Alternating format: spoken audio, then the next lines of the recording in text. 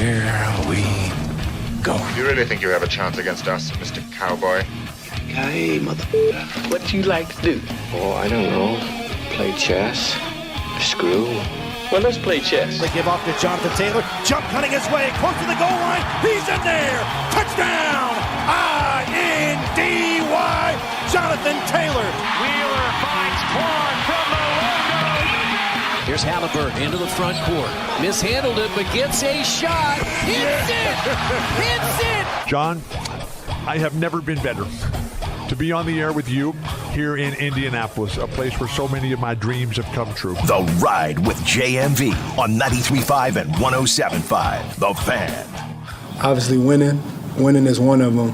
You know, just being able to like show off my personality, whether it's to everybody in the building, to the Colts fans, because I know that there's great fans here, and I've been through that when I seen how many traveled when we played the Colts. I believe it was last year when we played at home. So I already knew the type of fan base that I was coming into, so just doing my job, doing my thing out there, being myself. You know, I'm looking forward to this year, man, and my future as a coach for sure. That is Sauce Gardner, who was meeting with the media a little bit earlier today, and he, as of the trade deadline earlier this week, is a member of the Colts and will participate in Berlin coming up on Sunday morning. Thank you for joining us. Of course, we've got the Falcons and the Colts on our mind today with the rest of week number 10 of the NFL and the sad news surrounding Marshawn Kneeland that we heard and was reported earlier today. We will get to those stories and more. Hoops with the Pacers last night, losing to, I guess, a team we thought was the worst of the NBA. But hold on a minute. Evidently, that's not the case. Blue and gold at this point, the worst team in the NBA, losing at home to Brooklyn last night. I don't know what else you can do about it other than just try to sustain as best as possible. And, yeah, I mean, it does. It does suck. It does. And it looks nothing like I felt when I had such a juice about this season. You know, even without Tyrese Halliburton and Miles Turner, I still felt that they were going to compete and still win some games. But let's face it, in the NBA level, you're not going to be able to win with what you have right now. You just have too much out, too much injured, and it never stops. And that is problematic. And we'll see how the Pacers end up handling it. I mean, really right now, let's face it, you do have nothing but time. These seasons are the longest damn seasons in the first place. You have nothing but time to figure out exactly what is going on, and then at some point we'll see if more of the focus is. I know a lot of you want to say the focus should be on the draft and the lottery and all this. Well, I mean, it's barely into November right now. I would like to see some guys get back because I would just like to be able a little bit to, consistently enjoy a Pacer watch. It's so weird watching what we got used to, especially at the end of the year and into the regular season, compared to watching like what we saw last night. The passing will give you a headache. It will. Just jumping up and throwing it to nobody in particular. And it does concern me that you're absolutely wearing to the nub Pascal Siakam, but what can you do?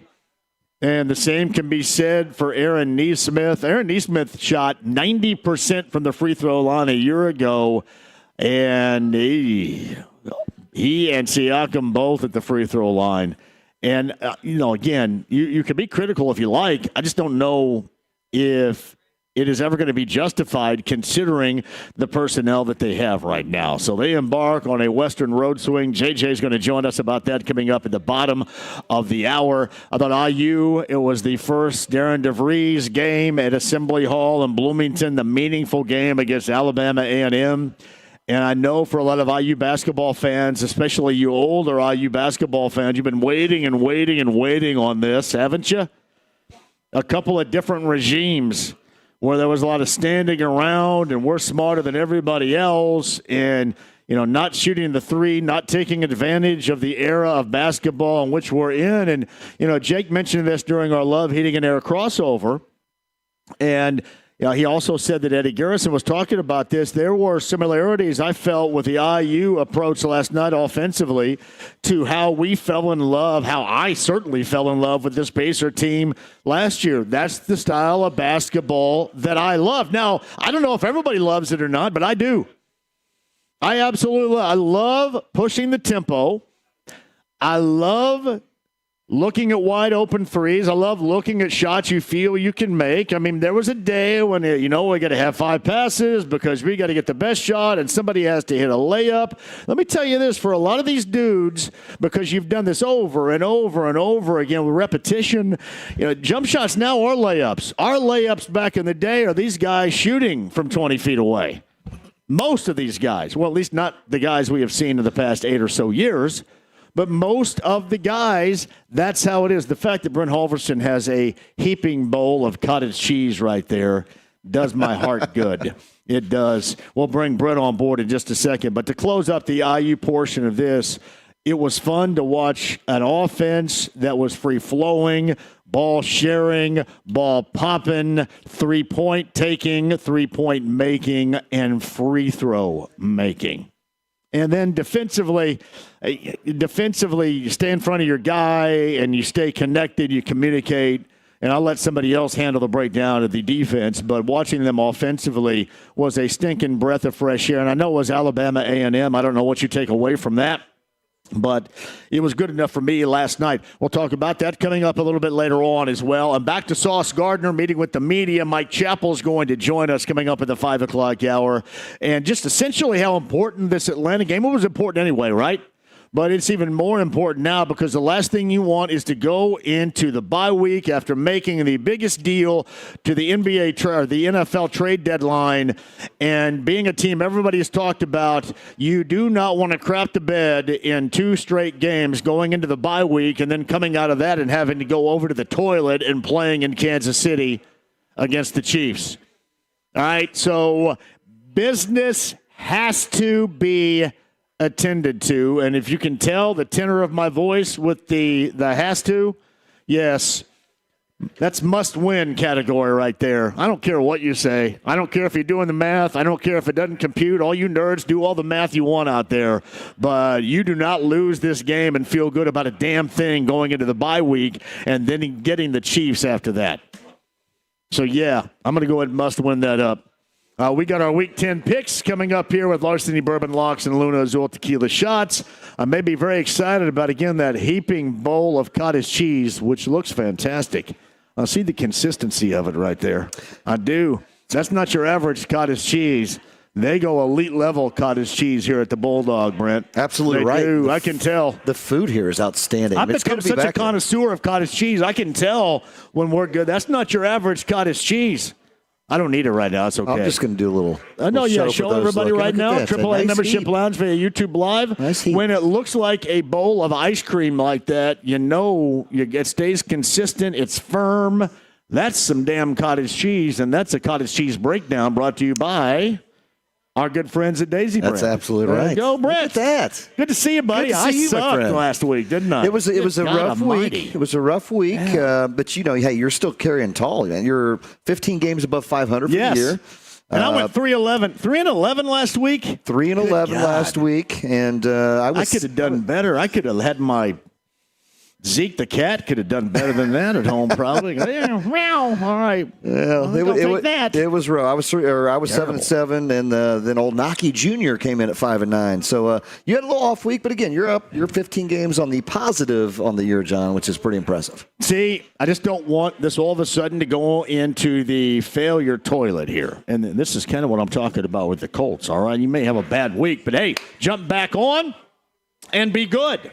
So I've got to jump back on and be good. That's right. Coming up here, just like the Colts have to do in Berlin coming up on Sunday. Because I don't have time for this jacking around stuff. That's right. 3-11, Jazz. Time to turn it back up, man. No doubt, look at you started off 11-5, then you went 5-11, came back 11-5, 11-5. I mean, hey, man, it's you got to have those down. It's the NFL, right? It's just how it works. We saw the previous week was a lot of favorites. Yeah, the game sucked last week. This past week was a lot of dogs covering. Right. I mean, that's just the NFL. It all is going to kind of find its way out.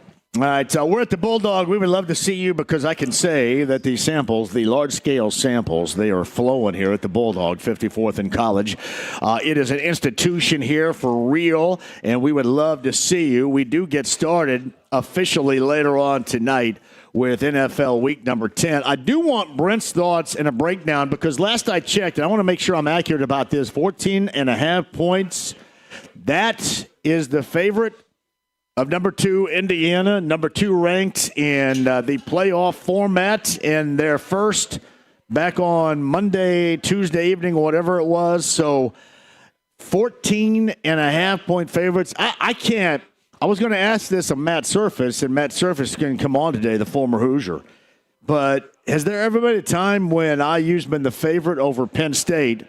And the fact that they're on the road in Happy Valley and 14.5 point favorites, seriously, this is, and it's a great world to be a part of, but damn straight, that's the bizarro world of college football right there, and it is glorious. 14.5 point favorites on the road at Beaver Stadium on Saturday afternoon at noon. I love that. I do too. That just goes to show you right now where this IU football program is. And I for the life of me, I never, ever would have thought it would look like that. That's glorious. It is glorious. And yeah. You know it's wild. I mean, but the Hoosiers, they don't back down. I mean, look what they did last. I mean, they just continue to the Tom Petty song right there. You just referenced right. Well I like done. that. Not backing down. But no, they bring it.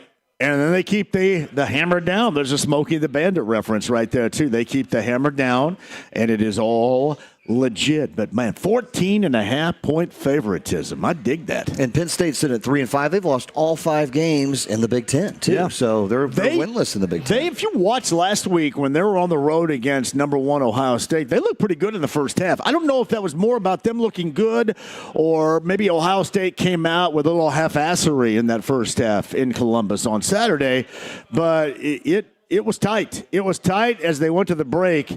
And then it was in the second half no longer tight whatsoever. That's when Ohio State flexed and ran away. Thus, you have IU and Penn State coming up on Saturday, Brent, at noon. I am going to have to ask you of your thoughts on that. Again, this is kind of newfound territory, even with the success of a year ago. Newfound, awesome territory. And you also keep this in mind. They get Penn State on the road, Wisconsin back at home next week. I believe, by the way, we're going to be down in Bloomington next week, too. That's right. From what I have heard. I put out the bat signal to everybody in and around Monroe County to come out and join us, and then they're idle before the bucket game. So, you get past this as hopefully you can and you should, and you are looking good. Absolutely right. Looking good. The experts in this matchup coming up, I mean, it's 14.5, like you said. Yeah. You look at it, and it looks pretty fishy, right? Like, I mean, it's going to be interesting, but I think it's just what you look. IU and Penn State, 14.5 point dogs at home. What? Yeah, it's interesting terrain, if you will. It's a new territory. We've not been able to talk about a lot with the Hoosiers, but again, look what they did last week. They had a 23 lead at halftime, and what do? They put 35 on the board in the second half. They just don't stop. They don't change their game plan. It's just go after it the full 60 minutes. So they're just go get it. That's the whole thing. So Brent Halverson's just referencing classic rock right there with "Don't Stop" and Fleetwood Mac right there. You just keep it going, man. Hey, that's what it's all about, going, right? I'll keep propping you up for it. What makes a world go round other than music, sports, and some good spirits? You for your Christmas gift. It's funny. Blake and I went to a place in the Greenwood Park Mall last week because he was looking for Halloween costume accessories, and I was rolling in there. And we go to this place in the Greenwood Park Mall, and the first thing he said was, your friend Brent Halverson is going to love this. There was nothing but a wall of Grateful Dead activewear. Look at that. You definitely, and shout out to Blake. Shout out to Blake, I man. wouldn't even have noticed it. And he goes, "Hey, Brent Halverson, so you will end up getting something really Grateful Dead-ish." Oh, I love coming it, up here for Christmas, thanks to Blake. I go, yeah, you're right, man. Brent would love that there. That's awesome. I think it was called Nirvana, something like that. Oh, yeah, I've seen, yeah. Okay. Nirvana in the Greenwood Park Mall. So that's where I got earring. wore earrings last. I got my earring hole open because I went JMV 1992 for Halloween. You really did. And I've got my ears pierced, and I had no idea that I thought the hole fills in or something. It does? And I had literally had an earring in my ear in 25 plus years. And then I stop and grab a couple of hoops and just You just went right in. Slide it right. I can go out. Ooh, there's a white snake. They're out in the car right now. I can go put them on, but they're uncomfortable as hell with these headphones on. So, yeah. So I rocked them last week at the Slippery Noodle, my hoop earrings. And all through my 20s and the 1990s, I hoop earringed it up. I got my left ear pierced in 1987, and then left a gold ball in when I had my senior's picture taken. My mom just cussed me out like crazy because every senior picture I had an earring in. I just got cussed out and that's back when, everybody goes, hey, man. I had to run stair laps because I got my ear pierced back then. My coach made me run stair laps. Is that right? Yeah, so... I got mine done in, I think it was 89, 90. Yeah. That was a thing back then. Yeah, well, 87, it was Bullets and earrings, wow, man. but it had to be left ear. I mean, you're a rebel. Yeah. You're a bit of a rebel getting your ear pierced in 1987, but Absolutely. no, it's still... The hole was still there. I can go out and get it. It's out there in the car right now. Just slide that bad boy in. Right to Freak the top, everybody in here out. So, yeah. Anyway, awesome. All right, we start later on tonight. Larceny Bourbon Locks, Luna Azul Tequila Shots, Brent, with the Raiders and the Broncos on Thursday Night Football. Yeah, absolutely. And, we've talked a little bit about, so this is another division matchup, right? And you've got, look what's happened. So out of the, we've had 9 games on Thursday night. And 7 of those games have been division rivals, division matchups. 2 of them were not. The 2 that were not, favorites won hands down easy.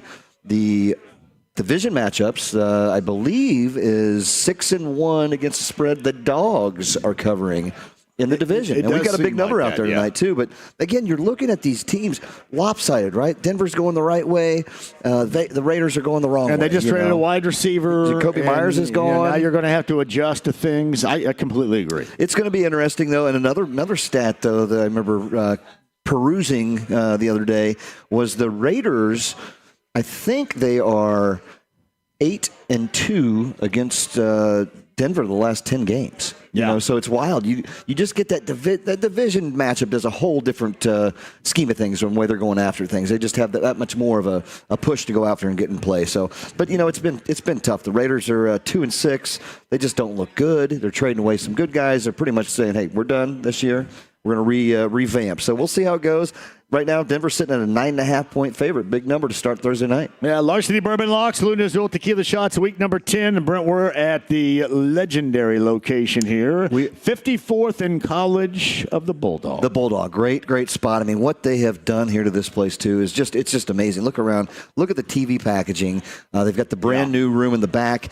And also home of a Pizza King, my friend, which I know you're not really going that. But I can't do it. I could do like some of the fixins in a bowl or something like that. Yeah, especially a bowl with a heaping cottage cheese. Look at that. I'm going to tell you what, when you have good cottage cheese, you have strong cottage cheese, you got my love. That's right. Absolutely. Yeah. And they do have it here, and they've got great food all the way around. They got the new room in the back. I think Dave might join us here shortly and talk about that. Shout out to Dave joining us a little bit later on. And then he's going to join us, I believe, for the picks at 4. So Dave brought us some gear. I love when Dave, this is an awesome shirt, and if you guys are watching via the AAA Membership Lounge YouTube Live, Dave gave us the Bulldog shirt right here, which is absolutely outstanding. And I should shout out to the Butler Bulldogs, because obviously not too far from where we are. I know a lot of Butler people use this as a hangout. I think their team is going to, I think Thad and the gang are going to have this bad boy into certainly a much higher gear and a better gear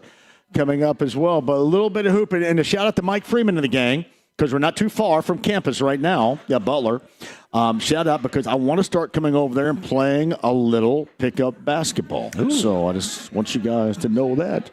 Nothing like playing in Hinkle, man. Nothing like it. Pretty special place. I love it, too, because the floor's a little bit longer as well, so those that don't want to really run suffer the consequences, and that's pretty funny. And you just laugh at them now, right? Hey, I'm running. I'm tweaking and pulling and cramping and everything else, but, I'm still running. But shout out to Butler, not too far away from here. This is a hangout for Butler Bulldog faithful. The Bulldog here at 54th in college. Our Larceny Bourbon Locks and Luna Azul Tequila Shots with Dave coming up. I should mention that Jeremiah Johnson going to join us coming up at the bottom of the hour. They are off. Denver is first on the road. I want to say they go Denver, Golden State, Utah, and then Phoenix to close things out in the not-so-at-all enviable position of the Pacers as they start the season with one stinking win and then lose at home last night to Brooklyn. It was as brutal as it sounds. Billy knows how brutal that it was. Actually, on the text line, and that's open at 317-239-1070, Nate asked me this. Here's a question about the Pacers. What's your take on Walker in his third year with everyone out? Should he be blowing up? I know he's not playing with the same players, but that should give him even more room to work. Nate, here's what I would suggest. To me, unless he proves otherwise, he is a supporting cast member at best. That doesn't mean he is a bad player, but he's a supporting cast member. The thing that really stands out to me is for him to get his. Am I alone in watching it takes him forever to get his own?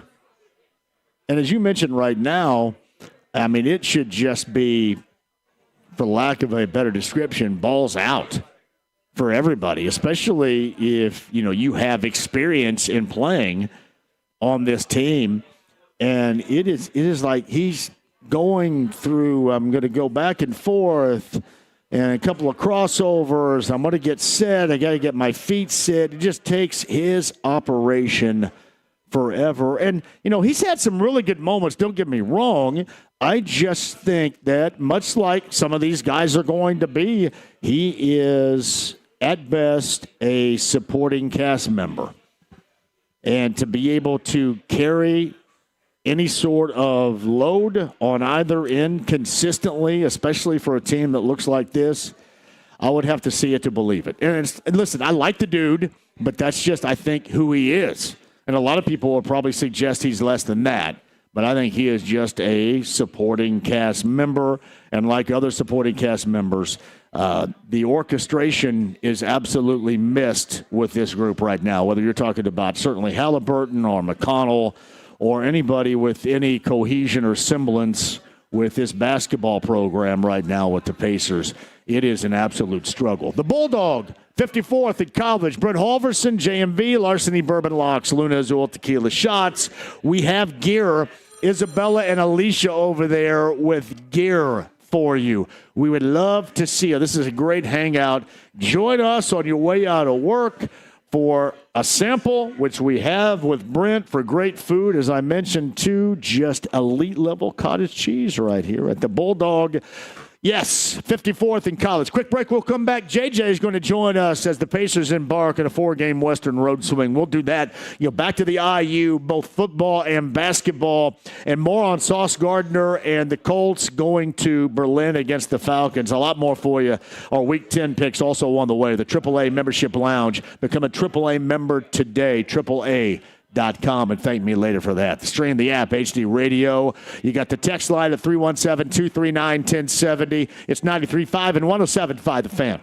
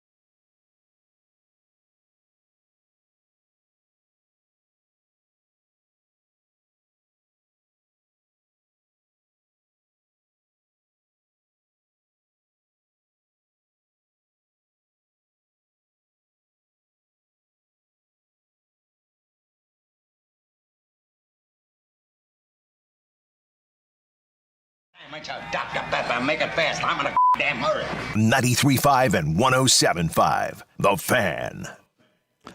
My goodness, I love this place. The Bulldog, 54th in college. James with the re-entry from Petty right there with I won't back down. By the way, Jay from the north side is here. That was his request on the JMV takeover on Saturday night. You do know I remember absolutely everything, right? My memory is incredible. My memory is pristine unless James tells me what my read is coming up, and I'll forget that in like 35 seconds. Or if it's a password, I forget that. But by God, I remember Jay from the north side requesting this song on the All Request Saturday night, this past Saturday night. You know, I was talking to people last week, John, that I don't believe, we don't believe, you don't remember anything from the 80s or 90s. You remember every single thing from the 80s and 90s. Unbelievable. Yeah. Just absolutely unbelievable. Let me tell you, one of these days we're going into full detail on how much I remember. It's incredible, especially with what I have done. And I'm not suggesting what I've accomplished because basically that whole decade was like a jack-around session for me. But, I'll tell you, it's incredible. And I think it's good. I think it's healthy for me to maintain that flow of memory. Meantime, we got our Larceny Bourbon Locks, Luna's Dual Tequila Shots coming up top of the hour. Dave's going to join us coming up in a minute. But right now, JJ is somewhere out there. I'm assuming somewhere out there in Denver, Colorado, getting set for a 4-game Western Roadie with Pacers TV. Jeremiah Johnson's on the Andy Moore Automotive Group hotline. Are you in Denver right now? Oh, no, John. Game's not until Saturday, so we'll head that direction tomorrow morning. So you're still here? Why? You should have slid by here then like had a cocktail or something. What the hell? I know. The Bulldog, one of my favorite places. The old Mo and Johnny's. Yeah, exactly. Well, I was going to explain to everybody, there was a point in time because the band Realize, if you remember, was an often played band that I watched in the 90s, and I had a tremendous crush on Kelsey, the lead singer of Realize. I don't think it was called stalking back then. Maybe now. But she actually worked here for a time, I think, as a bartender. Excellent human being, by the way, too. And, those are some of these stories here that originate from what is now known as the Bulldog. All right, some original stories regarding this Pacer team. It is weird, and it's tough, really, JJ, for people to really get a hold of. And I think it's probably equally, if not more so, difficult for you. You go from just what was the highest level of play and, your teamwork to basically having to introduce yourself to one another before the start of every game right now. It almost really is unfair, and it's tough to watch.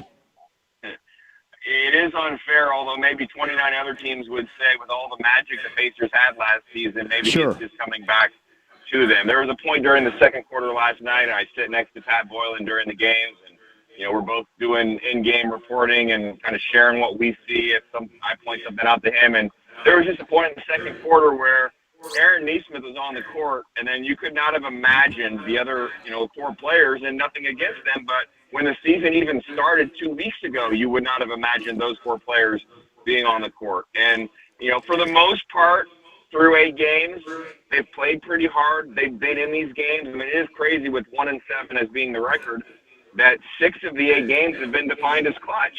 However, I heard you talking earlier, and I thought it was an accurate observation. You're asking so much of those 2 players, Pascal Siakam and Aaron Nesmith, that it's understandable at times if they wear down. And I thought last night was maybe the first time late in the game that I thought maybe it looked like Siakam was a little bit fatigued.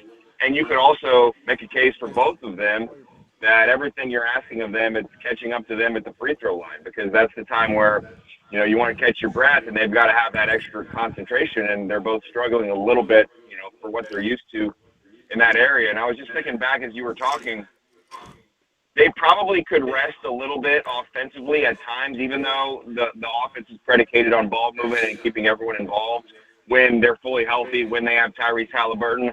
They both have always been big impact players defensively, but now if they're on the court, it's pretty much they are the first option, or 1A, 1B if they're both on the court. And I do worry a little bit about both of them just, wearing them out a little bit. Yeah, and I just think that's if you're still going to go at it like this, it's going to be a foregone conclusion, JJ, that it is going to wear them out. And, I mentioned, too, orchestration. And, without Halliburton, which we knew was going to happen, and then to magnify that without McConnell, there is just absolutely none of that there right now. And there is really no resemblance of what we witnessed a year ago with this Pacer team, which is what everybody fell in love with the ball popping, the ball movement, and all of that offensively. To this one, they try and they want to play the same, but frankly, it's absolutely impossible.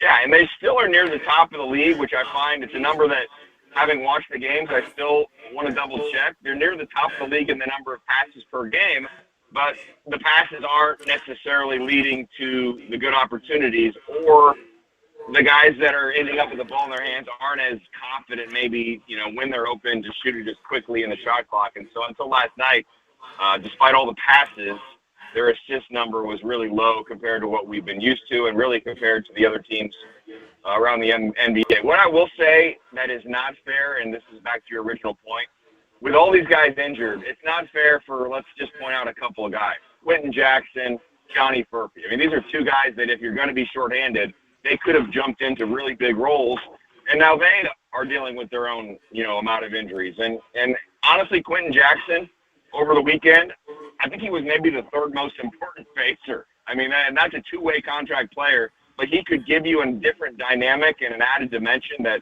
maybe some of the other players couldn't. And when he went down, I think that's why the Pacers lost the Bucks game. I mean, it was such a close margin, obviously, a buzzer beater. But if he plays that whole game, I think the Pacers win that game, and you're feeling better about yourself going into Wednesday. And now he's got the hamstring and who knows how long. So that's unfair, is that there are some guys that were poised to capitalize on some real opportunities, and now they aren't even able to play. Yeah, you don't have a point guard. I was curious about this. JJ joins us, and again, the Pacers on Saturday. 4-game Western road swing starts in Denver. So Rick got tossed, a couple of teams in toss last night. Was the substitution patterns after that based upon what they normally do, what Rick still wants, or just going with the flow of Lloyd Pierce being the head coach then? I was just kind of curious about that. How's that work? Well, if you asked me this question last year, I probably would be able to answer it a little better, but I'm not sure that every game they go into it with knowing exactly what they want those patterns to be. I think Rick Carlisle's been going by what he sees, what he feels, and the Pacers have had so many different in-game substitutions and rotations. Sometimes a player will be in for 2 minutes, and maybe they make a mistake, and maybe it's also just him not liking that combination. So I'm not sure when the game starts that there's this unanimous opinion that these are the rotations that they want to use. Look at the options with the center position. Isaiah Jackson has played better over the last week and played really well on Monday night. But until that point, you didn't really know from those three centers who was going to play when. I mean, and Jay Hoff had been limited in minutes, and then he starts hitting shots, so now he's got to stay on the court. So I think it's more a product of not necessarily Lloyd Pierce, what he wanted to do or what Rick Carlisle wanted to do. They're all just trying to figure things out on the fly a little bit right now. Hey, JJ, when I witnessed Isaiah Jackson bringing the ball up the floor, I thought I was living a stinking nightmare. Seriously. I thought, what in the hell am I watching? Well, the other one, I think it was the Bucks game. That pass, do you remember from Taylor Theater to a streaking Tony Bradley? It was a great play, but it was just both halves of the play you just never imagined, and it was cool that it was completed. But again, I mean, only 2 weeks ago, even though you didn't have Tyrese Halliburton, you just had this different feeling and hope and expectation that this team would just be able to go out there and at least be right there and in the thick of things in the Eastern Conference. And injuries have just derailed, at least early in the season, what they wanted to do. It is hard to believe it's only been 2 weeks. I mean, I felt like this team's been playing a month. So 2 weeks into a season that's normally a 5.5-month proposition does give you some hope that there is still some time ahead of it. Yeah, it is. Starts in Denver. Denver a little bit different because you saw Michael Porter Jr. last night pour in 30-plus.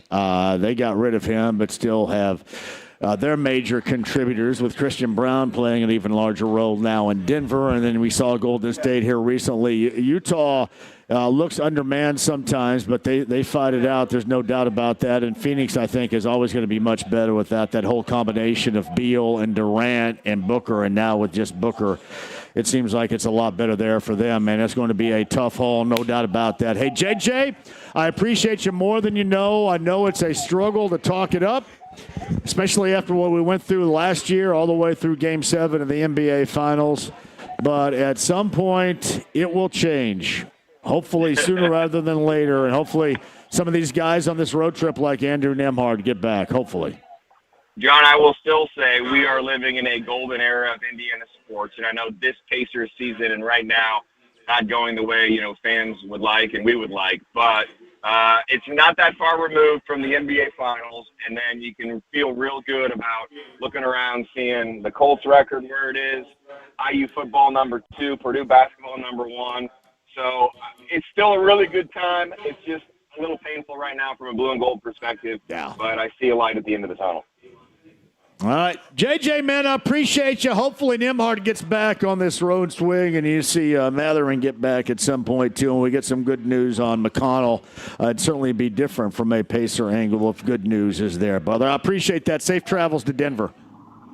All right, good luck with your early wake-up call. I'll be tuning into that Colts game at 6:30 a.m. in San Francisco after flying in from Denver at about 2 in the morning. So that'll be interesting. Well, you got to call in after the game, the all-request JMV takeover, because I think I'm still going to be on the air on B105.7 when you're done. So call in a request, okay?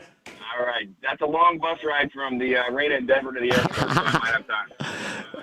You got it, brother. I appreciate that. Jeremiah Johnson, Pacers TV on the Andy Moore Automotive Group hotline. The Bulldog at 54th in College. Lushy Bourbon Locks, Luna Azul Tequila Shots. Dave's going to join us on the other side. Brent's going to rejoin us as well. We'll talk about the place because we love it so much. Last time we were here, Meta World Peace was a part of it, if you remember. Meta Amp was out. I mean, we had a good crowd out here. It was entertaining last time, too. Quick break. We'll come back. Dave's going to join us. We got our picks at the top of the hour. I know Ike is in the building as well. And Mike Chappell about the intro of Sauce Gardner a little bit earlier today. That and more coming up. Don't go anywhere. The Stream the app, AAA Membership Lounge via YouTube Live. Hello to you all on this fantastic Thursday with 93.5 and 107.5 The Fan.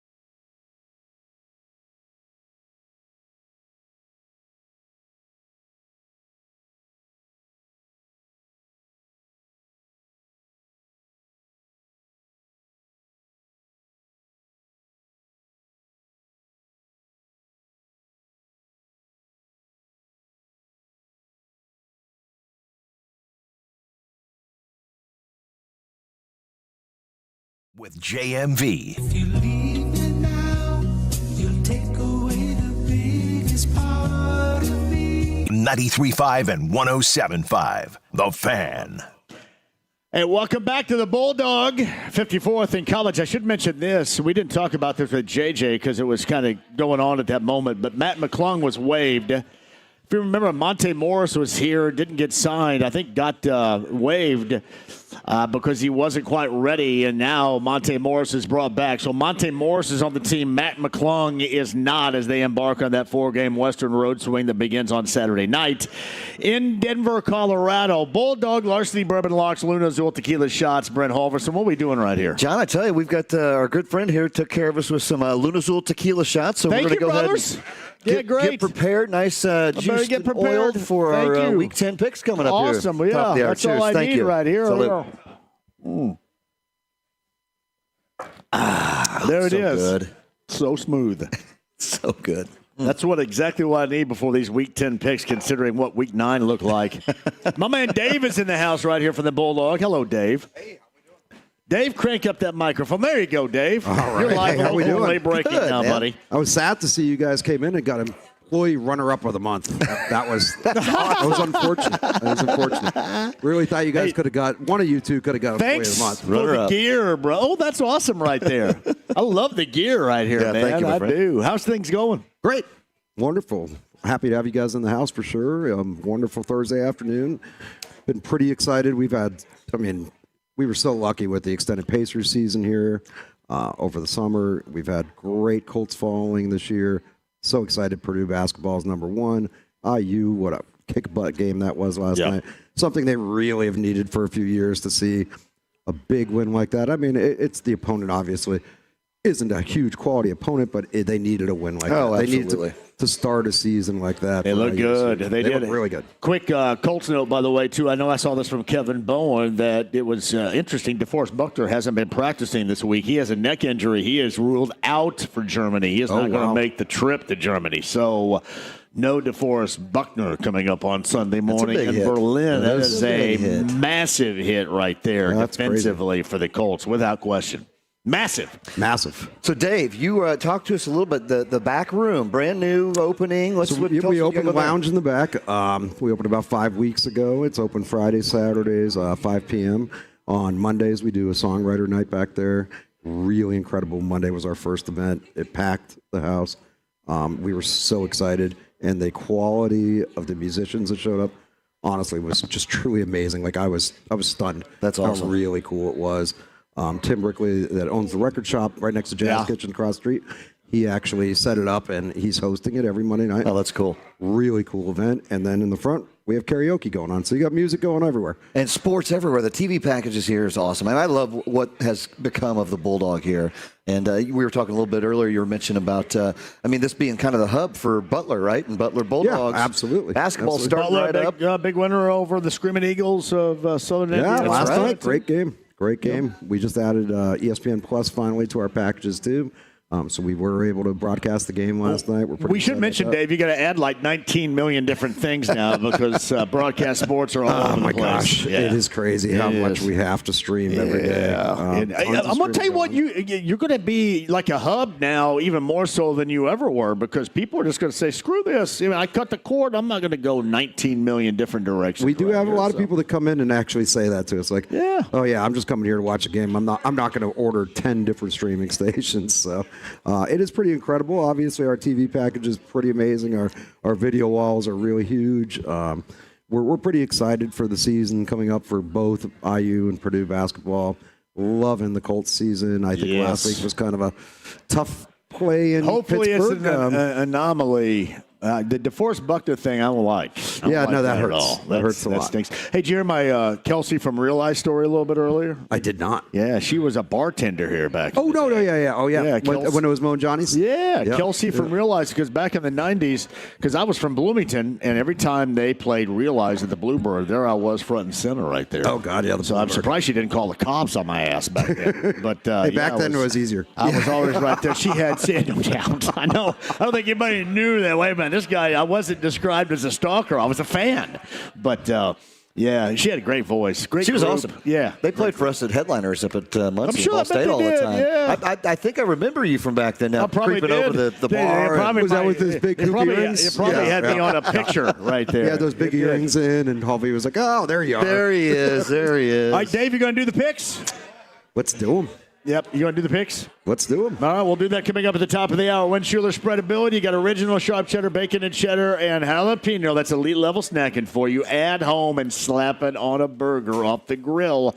I'm telling you, it's the best for crackers, chips, and more. You can find the spreadability of Wenschuler's at Meyer in Central Indiana, Gordon Food Service, and at Neiman's Harvest Market in Carmel. That is Wenschuler spreadability. Larceny Bourbon Locks, Luna Azul Tequila Shots, Bulldog, 54th in College coming up next on 93.5 and 107.5 The Fan.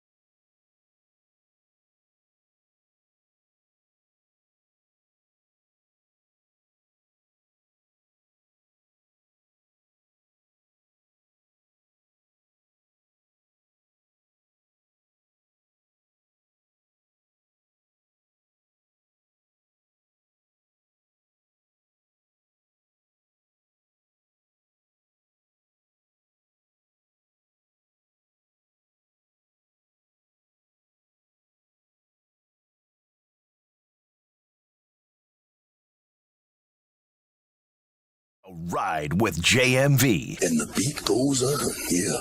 And the beat goes on. 93.5 and 107.5. The Fan.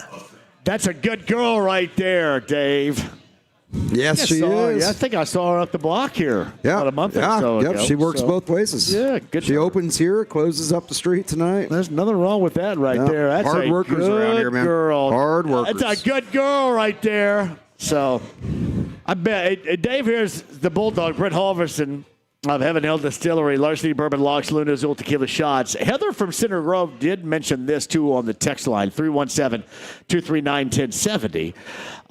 Kelsey singing Take Another Piece of My Heart was incredible, and I do remember this because it was like 25 minutes long.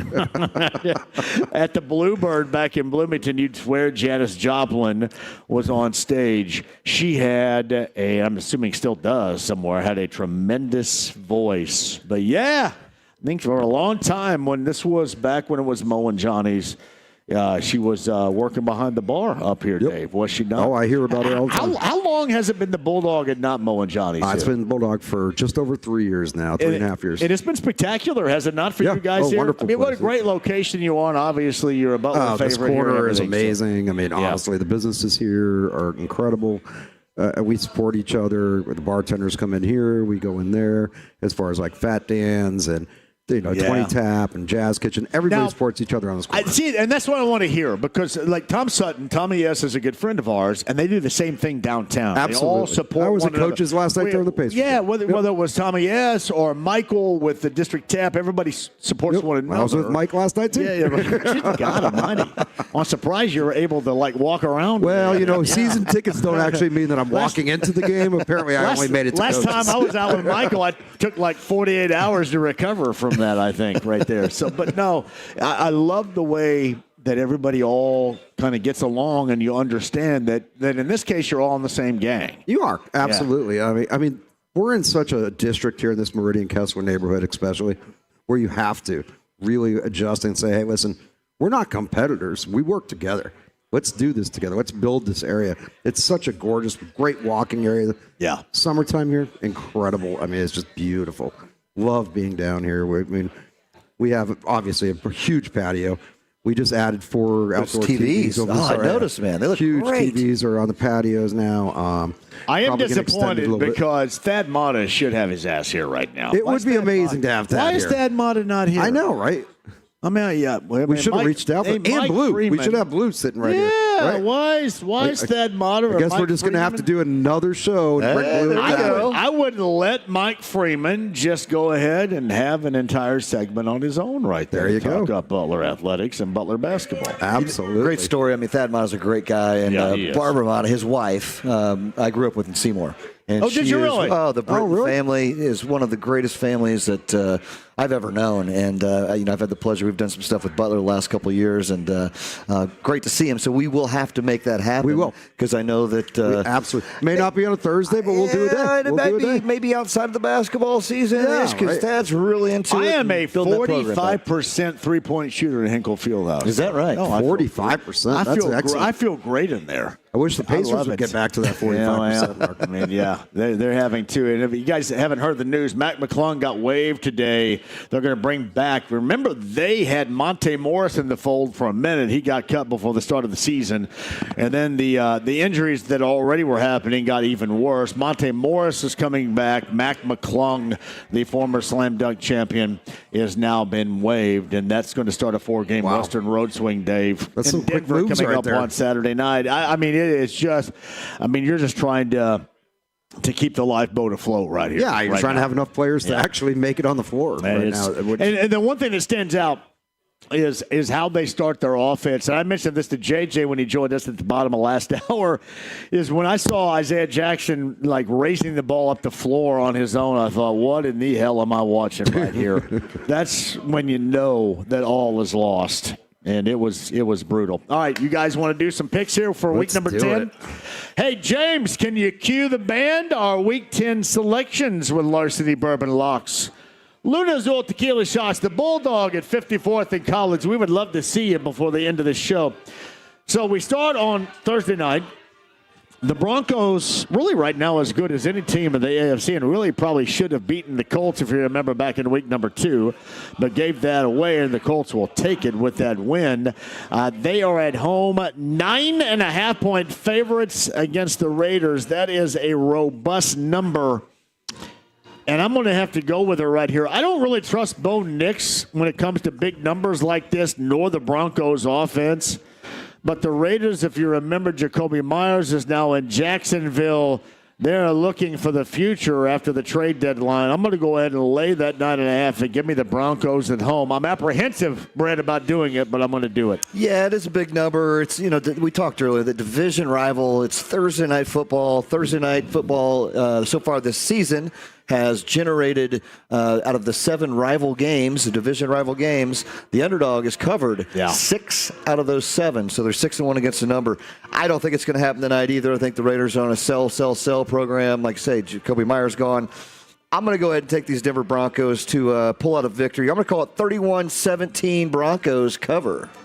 What do you got over there, Dave? I'm on Denver tonight. There's no doubt about it to me. I think, the Raiders have sold off their team. The Raiders have not actually had a team this year. Let's be honest. They didn't. Their starting quarterback situation's been a mess, everything. Denver's the hottest team in football. They really 6 are. wins in a row. Yeah. There's no doubt they're the hottest team in football. I go Denver. All right, Larson, Bourbon Locks, Lunazil, Tequila Shots, Saints and Panthers. So my dumb ass picked the Saints last week. Is that true? Yes, that is what true. Am I you thinking? took the plus 14. They've made some changes as well. They don't care about this year. All of a sudden, I think at 5-4, right? On the season, the Panthers? Panthers are 5-4. Coming off that win at Lambeau against Green Bay, which got to hurt my good friend Brent Holverson. I thought you wouldn't even talk about that. 5.5-point favorites are the Panthers at home against the Saints. I'm going to lay that number and give me, I can't believe I'm doing this, the Panthers. I can't believe I picked the Saints last week. Was I drunk? Yes. Cool. Normally when I'm drunk, I'm better than I'm sober. I think I was sober last week. Well, sober till the end of the show, then we got a little bit spicy with some Lunazul and had some fun. It was a retirement party. Say some Panthers, Brent. What do you got? This Super Bowl Panthers squad that came into Lambeau Field and got the W. Man, still shaking my head. 2 losses by the Packers, and it's against Cleveland and Carolina. That's not a fun spot to be at. However, the Panthers did look good. They're 5-4. You're right. They don't seem like they are, but they're quietly doing all right. I think the Saints team is on a self program as well, sitting at 1-8. They've lost 4 in a row. I think Carolina's going to win this game 27-20, means they cover the 5.5. Give me the Panthers. That is Dave over there. Panthers all the way. Larceny Bourbon Locks, Lunazul Tequila Shots gives us the Giants and the Bears, the wildest game of the season. Queen City last weekend with the Bears and the Bengals. No question about that. The Bears are winner, 4.5-point favorites at home. Soldier Field versus the Giants. I think I went with the Giants last week, too. What was I doing last week? No wonder I was 3-11. Bears, 4.5-point favorites, Brent. I think that they take something of motivation out of last week and feel good and go beyond that number against the Giants at home this weekend. What do you got? Yeah, that game was wild last week, wasn't it? It was absolutely wild. 47-42, the Bengals just a kind of gave it away as much as the Bears won it. The Bengals didn't even look like they wanted to play. They just gave everything up. They completely blew that game. However, I think the Bears, unfortunately, it pains me to say it, but I think the Bears they're on to something here. I'm going to go ahead and take the Bears as well with you, John. Bears 30. The Giants 20 means the Bears cover. Dave and the Bulldog. I'm going to actually go opposite from you guys. I do not believe in this Bears team. I just am not 100% on them right now. I think they're actually going to lose at home. I don't even think they'll cover the spread. I hope you're right. I know you do. You're right. I think the Jaguars are a game behind the Colts right now. Jaguars and Texans in Houston. Man, I don't trust the Jaguars to do anything, but I do trust them more than I trust the Texans right now. 1.5-point favorites on the road against the Texans. I think they maintain. Give me the Jags on the road this weekend, Brent. Yeah, this game right here, you've got Davis Mills, quarterback for Houston this week. We did see that line move from Houston being a 1.5-point favorite. When he's been in there, he hasn't looked that bad, though. He hasn't, but he doesn't have But they're a mess with their guys. They are a mess. Yeah. They are an absolute mess. You're absolutely right. Jacksonville, 5-3 going into the 3-5 Houston Texans. I think Jacksonville wins this by 2 touchdowns. In a low-scoring game, 24-10, the Jaguars. Dave, what do you got over there, brother? I'm off that pick right there. I think Houston is with the injuries, it's going to be a major problem for them. Even though he is a good backup quarterback, I don't see them being able to beat Jacksonville at this point. I want to say that the Bills covered last week. Did they not at home against the Chiefs? Yes, they did. They won. Maybe we have found a new spot. The Bills, we talked about this over the course of the first month of the season, covered absolutely nothing right here. 9.5-point favorites at home against the Dolphins. The Dolphins have absolutely quit. I'm going to lay that number, and I think we have a newfound flavor for the Bills in covering the spread. Give me Buffalo on the road against the Dolphins that will unload absolutely everybody coming up after this season. Brent? Yeah, this is one of those games. This is a tricky spot right here. I hate the tricky spot. I mean, the Dolphins got waxed 28-6 by the Ravens in their own house last week. They don't look like they care. Bills did come off a big victory. I think this is going to be one of those things that was such a big win for them, and we know that they've not been covering a whole lot, right? I mean, so I think that they win this game. They win the game by a touchdown. They're not going to cover, though. Give me Miami Dolphins plus the 9.5, as ugly as that is and sounds. Dave, what are you looking at over there? I'm totally behind Buffalo on this. I think that they need to prove something, and they're going to do it this weekend. Larceny Bourbon Locks, Luna's Old Tequila Shots, Bulldog, 54th and College is our location, Week 10 selections. All right, Tommy S. is going to be excited because the Vikings, the 27-24 winner last week in Detroit at Ford Field over the Lions. Big on that. 4.5-point underdogs at home against the Ravens. The Ravens flex, as Brent mentioned, against the Dolphins last week. The return of Lamar Jackson. I do like that aspect of it. J.J. McCarthy was, I guess, efficient in that game on the road last week. I don't think it's going to be enough. 4.5-point favorite, the Ravens on the road. I think the Ravens are going to be focused to close this out when they're getting healthier right now in style. So give me the Ravens, Brent, in this one. Yeah, Baltimore, they both looked good last week, right? I mean, you had, the Vikings beat the Lions 27-24. McCarthy wasn't all that. He did throw for 2 and he ran for 1. But he's got some good weapons out there. That running game is a little bit questionable right now, kind of banged up with Jones back there. But I do think this game is going to be close. I think it's coming down to a field goal. I'm going to take the home dog here, John. Give me the Minnesota Vikings plus 4.5. I'm going to say Baltimore wins 27-24. That means the Vikings cover. Dave, what do you got over there, brothers? Well, I'll tell you, I mean, this Minnesota Vikings team has been very questionable. I'm going to have to go with Baltimore on this one. I think they can cover the 4.5, even though Tommy S. has the coolest sweatshirt in town available. He is a cool dude, right man. now. I'm glad you like Tommy S., man. He's a good dude, no doubt about that. Hey, the Jets have traded everybody. It is over right there. Browns 1.5-point favorites on the road against the Jets. There's going to be no newfound glory with A.D. Mitchell. I'm going to go ahead and lay that number. Give me the Browns on the road, Brent, this weekend against the Jets. Again, the reason they put lines on games is so people watch. Otherwise, nobody would watch this game right here. You got the Cleveland Browns 2-6 at the New York Jets 1-7. It's an ugly game. Going to be a low-scoring game. I think Cleveland is the right side of this call here. I'll take Cleveland with you, John. Lay the 1.5. 2017 victory. Brownies. Dave, what are you talking about over there? I think it's pretty obvious the Browns got to pull this one off because, hey, the Jets really wanted 2 years of first-round picks for one reason. They got to rebuild that team. That's all they can do. That's it. Larceny Bourbon Locks, Ludo's Old Tequila Shots at the Bulldog. Dan Moyer just checked in, Brent. Oh, I love Dan Moyer. Dan Moyer, Moyer Fine Jewelers in Carmel. He's a big part of this show. We love Moyer Fine Jewelers in Carmel. He says the Buccaneers are a lock. They're 2.5-point favorites at home against the Patriots. Dan Moyer, I'm assuming you're listening out there right now. So I'm going to take that number and give me the Patriots on the road. If I win this, Dan Moyer has to give me a Breitling watch. We know this. Moyer Fine Jewelers in Carmel is the home of the greatest watch selection in the state of Indiana. It is the home, and they're actually adding on to it. It looks fantastic. So, Dan Moyer, if you're listening out there, I'm going to take the Patriots and the number. If they win, you owe me a Breitling timepiece, Brent Halverson. I think that's only fair. Hey. I thought it was going to be a diamond earring. I always thought the Breitling looks pretty cool. I like watches. It's a wonderful watch. So Breitling watch. So, yes, that's what I'm going for. I'm a big fan of Dan Moyer as well. Love Dan. Great family, great everything, great businessman.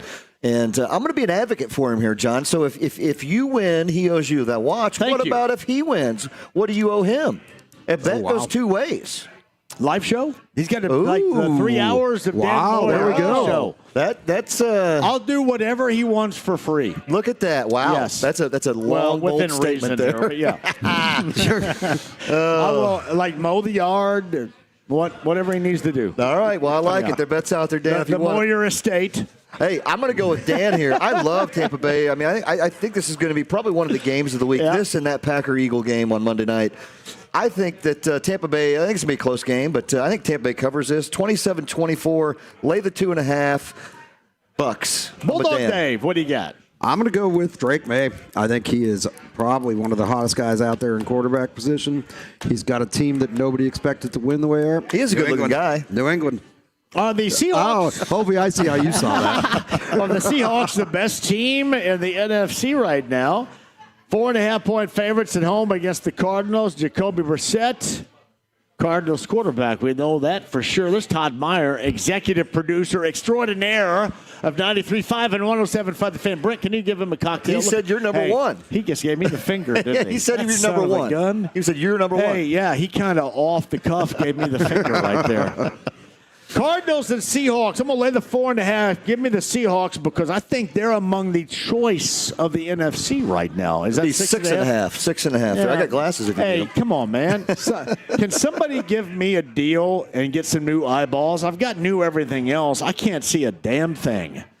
Hey, you're right. I mean, Seattle. Is there like price?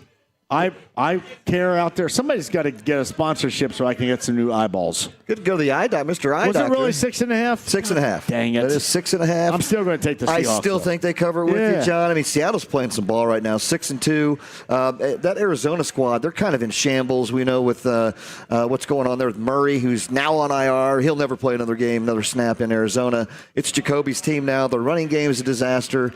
They just, I don't think they're going to get he has looked good. Brissett's looked really good, though, coming in to fill in. But I just don't think they're going to get it done. Give me Seattle Sea Chickens, 26th, Cardinals. Dave, what do you got over there? Man, I think Jacoby looks great, but he is not good enough to walk in to Seattle and win a game there. Seattle, I think, is a sleeper team people are not paying a lot of attention to, and they are really good, and they're going to take that.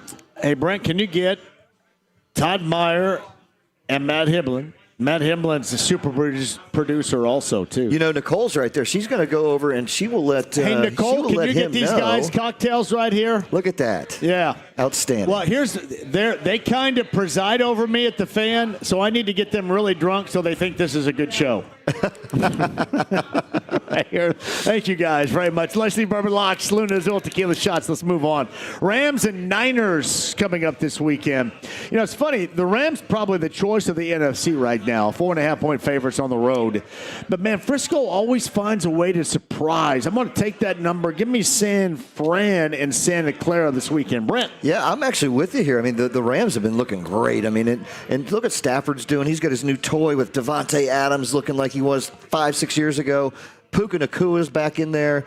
They're tough. However, I think you're right. I think the Rams find a way to win this game. Again, I'm going to go down to that field goal. So 4.5 points means they wouldn't cover that. I think the Rams win 24-21, but San Francisco 49ers cover the game. Give them the plus 4.5. Hey, Dave, what do you got? I back that same feeling. I mean, the Rams are a great road team. I do not see a way San Fran can actually win by 4.5 here. Yeah, Jaden McDaniels, we know about his situation, the whole dislocated elbow and stuff. Ugly, no doubt about that. Lions, Commanders, Lions 7.5-point favorites. On the road, lay the 7.5. Get me Detroit. Brent Holverson. Detroit. I like Detroit. Yeah, it's going to be tough. Jaden Daniels, that was an ugly-looking thing. Oh, that left arm, Bad. man. It went the wrong way. I'm no doctor, John, but I don't think you're going to play on that for a minute. But I don't think they're going to be able to do it. Detroit, they're coming off that big, devastating loss to the Minnesota Vikings, Mr. Tommy Sutton's Vikings, that is. I think Detroit's going to come out there and actually get this one done pretty good fashion. I'm going to call it 31-17, the Detroit Lions cover. What do you got over there? Absolutely. Lions really have to come in with a victory on this game because last weekend at home was pretty embarrassing. But good for Tommy Sutton. Steelers look really good. You talk about getting up off the mat against the Colts last week. All of a sudden, everybody like me calling them old, and then Watt and Highsmith and even Rodgers kind of stepped up big in that win against the Colts. They're on the road against the Chargers. Chargers are 3-point favorites. at home in L.A. I'm going to lay the 3 and give me the Chargers. I think this may be a kind of a flash in the pan for the Steelers. Give me L.A. this weekend, Brett. I'm against you here. I think Pittsburgh goes in and wins the game outright. Line is 3. You're going to give me 3 points. I'm going to have every bit of that. It's going to be close. I'm going to say 24-23, but Pittsburgh's going to win the game, so I'll take Pittsburgh plus the 3 points. Dave. I completely disagree with you on that one, Hovey. I think Pittsburgh flops, and Chargers going to win by a touchdown. You know where Chargers, what I think, Dave and John, I honestly, they're the tackles being out, Joe Alt being done for the season. They've lost a lot of protection there. Yeah. They've got issues on the running game. That's true. They've got a lot of injury, and it's an injury-laden season for the NFL. It is. They're unfortunately on that side. I just don't know that the Steelers have a product you can consistently trust, but last weekend it worked. Yeah, That's it did. me. It did, and I think you know what, they're 5-3. They're in a good spot right now, so they're going to come out. They just beat our Colts, so they're feeling pretty good. They're going to come after it. We'll see. I'm not. Did you already pick Dave? I'm sorry. Oh, I'm totally going Chargers. He's Chargers. You guys are Chargers. I think Chargers by a touchdown. All right, Larceny Bourbon Locks, Luna's Old Tequila Shots. I'm no longer going to trust the Packers after last week. What in the hibbity hell was that? Seriously, what was that? Nope. So, 2.5-point favorites on the road are the Eagles. And I know there's enough reason not to trust Philadelphia, but I'm going to trust them enough here because, man, Green Bay was just so monumentally disappointing last week. Eagles on the road, Brent, I'm sorry. Yeah, so you're good. The Packers are a 2.5-point favorite, just so you know. You're getting 2.5 points there. Did I say that? You mentioned lay the points with the Eagles. I just want to make sure you know you get some bonus points there. So did I say that? Oh, yeah, okay, definitely. We do have to get some glasses right here. Yeah. Well, this is. I need an eyewear company here because when it's dark, I can't see anything. Hey, I go to My Eye Doctor. They're awesome. They take care of me. They got me these things right here so I can see what's going on right now. New parts by the time I'm 60, guys. Hey, there you go. We all need them. This is going to be, again, game of the week. I mean, the Packers, they were a tremendous letdown last week. I mean, to see that, what they did against the Panthers, they just didn't put any points up. But you go back to that game against Pittsburgh previous week, they look great. They've got to find that synergy. And, losing Tucker Kraft for the year, man, that was just devastating. But Luke Musgrave is going to kind of pick up that slack right there. We've got Christian Watson back in action now. You're going to see him do some stuff. Jaden Reed, he could be back, probably going to be next week, which is going to be exciting. A lot of good things there. Got to get Josh Jacobs more involved in that game. He's not had a 100-yard game yet. He needs to go out there and run wild. I'm going to go ahead and this is tough. This is tough. I mean, the smart play would be to take the Eagles. I'm not going to be smart about this one. Look for a bounce back. Go, Pack, go. Lay the 2.5. Dave. Man, I hate to say it. He's going with the heart, not with the head here, Dave. I hate to say it, Ollie, but I think Philadelphia is just the better squad. I don't know what's happened to Green Bay. They do not look like a 5-2-1 team to me. I'm going to have to go with the Eagles. Here's the thing, though. Like this line right here, just it's fishy, right? Because you look at this game, I would think the Eagles should be favored in this game. Yeah. I really do. But they're not. And Vegas is doing some stuff there to kind of toy with you. And it's not even a full field goal because it'll probably end up a field goal game. That's why I'm going with the Packers, and I hope my logic here pays off, John. Yeah. Hey, Matt, I hope I'm wrong for you, but Matt Hiblin is here. Hey, Hiblin, I reserved the studio tomorrow for noon, okay? I just was reminded of that. Andy Bell of Erasure. Yes, I'm going to sing Chains of Love for Andy Bell tomorrow for him. Yeah. So I was reminded of that because, again, the executive producer extraordinaire, Matt Hiblin, and Todd Meyer are here at the Bulldog. We are at 54th in College. All right, let's go here, guys. Berlin, Colts and Falcons. No DeForest Buckner. We found that out early today. We know that the Colts lost in Pittsburgh last week. They cannot lose 2 consecutive. You look at the Falcons the last 2 weeks, they got better in a loss in Foxborough last weekend, but they were an absolute disaster with Kirk Cousins the week prior. I'm going to take the Colts all day, or all morning in this case, from Berlin coming up on Sunday morning here. Give me the Colts as they are, 6.5-point favorite. 28-17, the final, Brent Holverson over the Falcons. Berlin, Sunday morning, 6:30. Your coverage begins on the Fan with me. Bright and early. Let's see what they can do in Berlin. I know Big D's on his way over there. I think they might have left the other day. Derek White's on that way. He's on his way. A lot of people heading out there, which is cool. I think this is going to be a high-scoring affair. That's actually probably my favorite play. I got them a lot higher than you, John. I'm going to say Colts win this. They cover it, 34-24. They're going overseas, though, guys. That's a big-ass number. It is a big A number. It is That's a big A number for going overseas. That's right. Yeah. Give me the Colts as well, Johnny. What do you got, Dave? Absolutely. I think the Colts have to have a big comeback win on this one. I mean, it's a saucy win, right? Let's bring it up. Ooh, I like saucy win. Let's make it a saucy win. Right I like your 10 points on that. 6.5 should be an easy cover.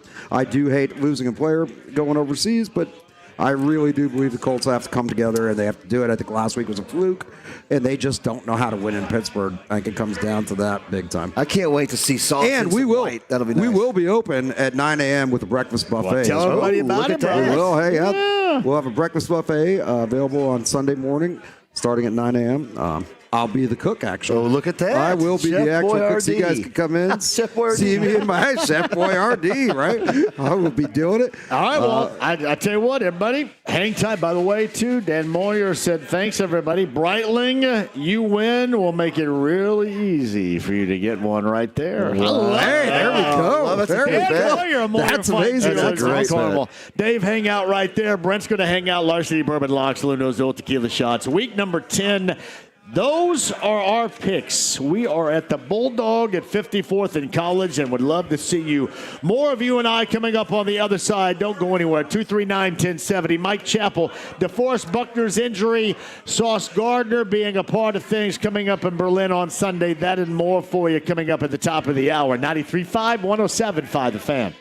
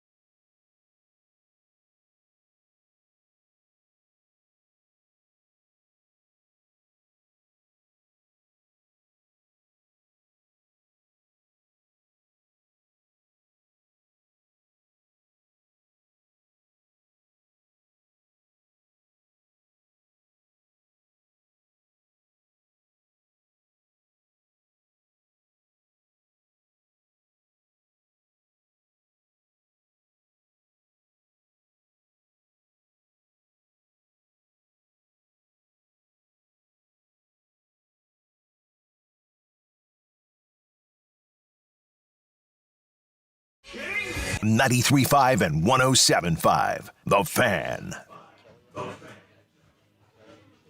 Hey, welcome back to the Bulldog. 54th and College is our location. Why are you guys not here yet?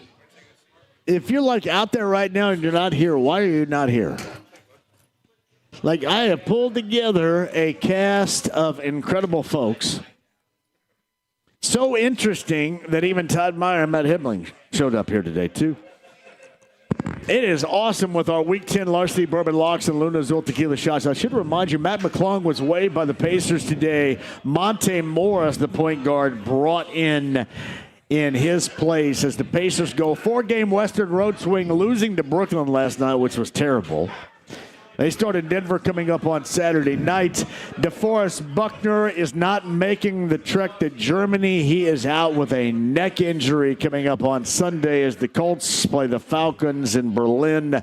We just did our Week 10 selections for you as well. And a lot more. We talked IU basketball, a little bit of Butler from last night as well with their win over Southern Indiana. Boilermakers, number one. There is a lot to talk about. Oh, by the way, too, IU.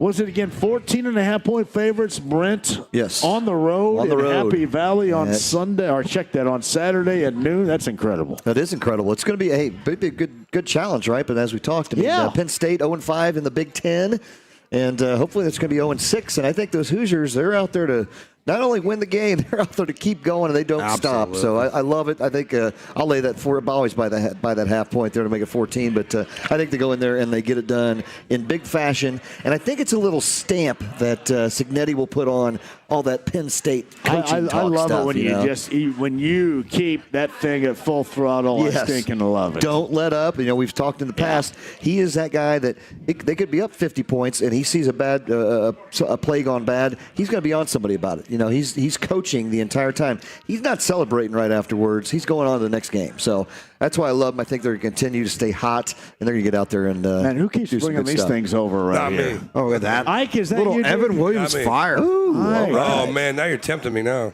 Ike is trying to put 4.5 years since I had one of put those. the host of the show in the bag right here, Ike. If you're not careful right here, thank you very much. I'll drive you guys home. Little Luna's I'm gonna trade you. You do that, I'm going to trade. All right, we'll switch it up. Trade, yeah. Sorry about that, Dave. Right there. This is how we do it right here. Cheers to everybody right here. Evan Williams. I'll be your DD if you guys need. All right. Money. Bulldog is our location. Hey, by the way, tomorrow, back in Greenwood, we're at Twin Peaks. Again, we were there Monday. Back there, Bud Light Blue Friday. We have Colts tickets to give away coming up tomorrow. I cannot wait to see you there. Now, Brent, we have Ike is here. Kelly Eisenhower is here with a special announcement and some information. He is a legend around here. He is a legend. Legendary. The human jukebox. The human jukebox. He is. He knows over 3,000 songs. Is that right, Kel? Yeah, the beginning's of 5,000 songs. Holy moly, that's outstanding. Do you just sit around and practice all the time? What I happens? used to. Yeah, my roommates at college hated me. At Purdue, by the way. Oh, did you go to Purdue? I graduated Purdue. I was an engineer, actually. Did you do the acoustic guitar when you practiced? Yeah, I played all the time. Like I said, my roommates hated me, but hey, Kelly saved a whole light stand for me. Yeah, that's how I met Dave, man. He knocked the light stand over, and I caught it. He's like, I'm sorry, go get some shots for us. And we became friends. We can fix that quickly. But, Kelly and I were talking, John, and Kelly came up with this great idea. We all know what happened a week ago now with Hurricane Melissa rolling through one of our favorite parts of in Jamaica in the Caribbean. So, Kelly, I'll let you kind of talk about this program here. That's the reason I call Brent. Brent's been there about as many times as I've had. I mean, I did your wedding there in a month. Absolutely. So I used to play in Westmoreland, Jamaica, in the Grill, Good Hope area, Red Ground. So for over a decade, I used to raise money for a pre-kindergarten school down there back in the late 90s. But so I got a lot of friends down there. So I want to do something for those guys for this hurricane relief because they got destroyed. They were decimated down there. I've been talking to some friends down there all week. So I'm doing a fundraiser next Friday at the Free Spirit. I'm doing from 5 to 8, not to mention different bars, sorry. But I'm doing it. It's called One Hope, One Love.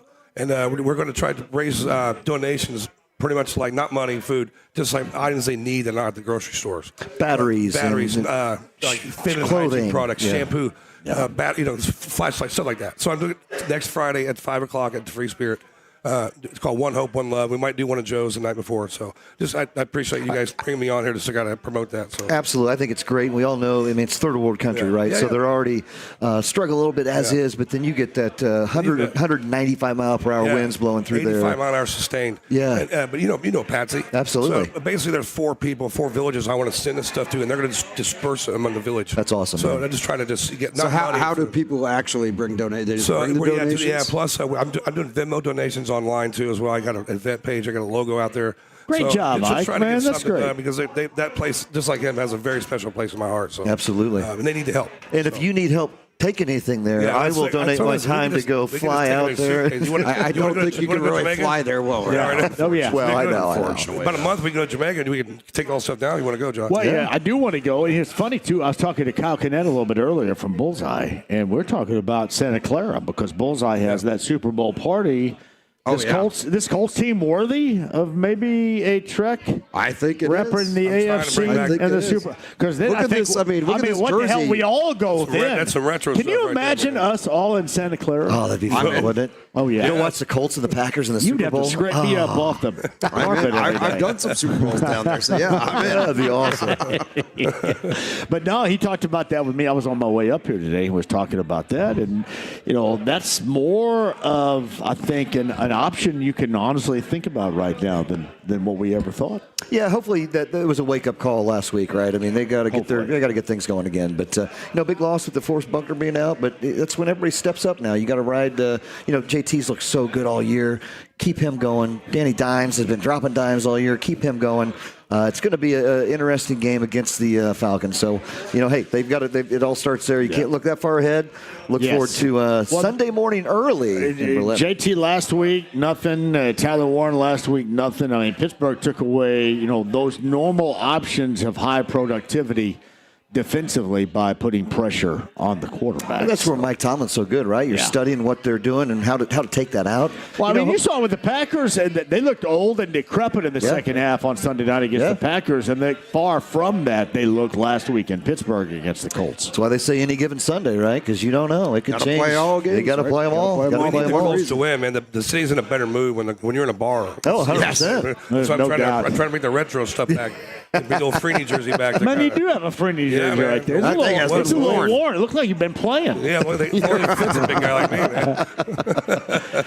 One more time, awesome. Mike. Tell everybody about how they can get involved. So, if you go online, if you go to my Ike Guitar on Facebook, it's called One Hope, One Love. It's because one of the villages is called Good Hope. You'll see a thing on there for a Venmo, a list of things. And if you come to Free Spirit next Friday from 5 o'clock to 8 o'clock, we're going to have boxes there, hopefully. Just bring some stuff. No food, no money, no water. So just perishable items, kind of like shoes, stuff like that. So I'll send more information out online so people can just get on Facebook and I'll start. We'll definitely make sure that's on the Bulldog Facebook. Yeah, I appreciate that, man.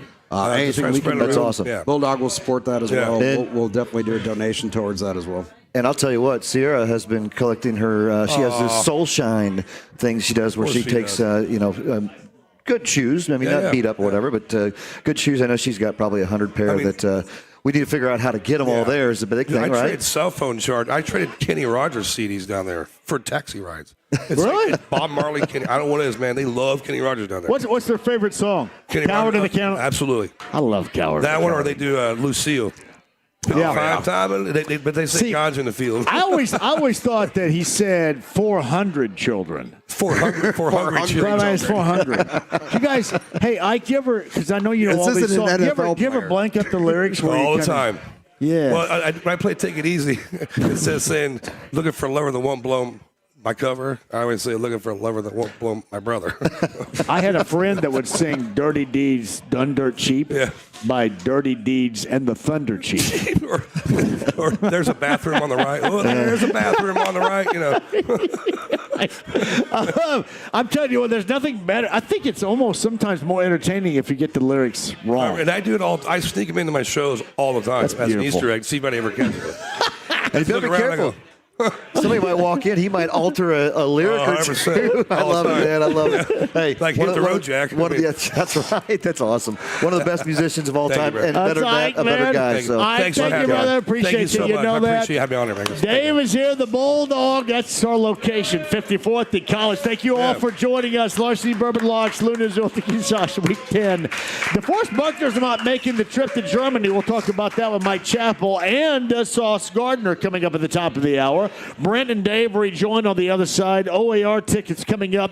Location tomorrow, too. Hey, you guys, if you cannot join us, well, I probably won't be happy, but please do. We have time for you until 6 o'clock. The Bulldog, 54th and College. It is the AAA Membership Lounge via YouTube Live, 93.5, 107.5 The Fan.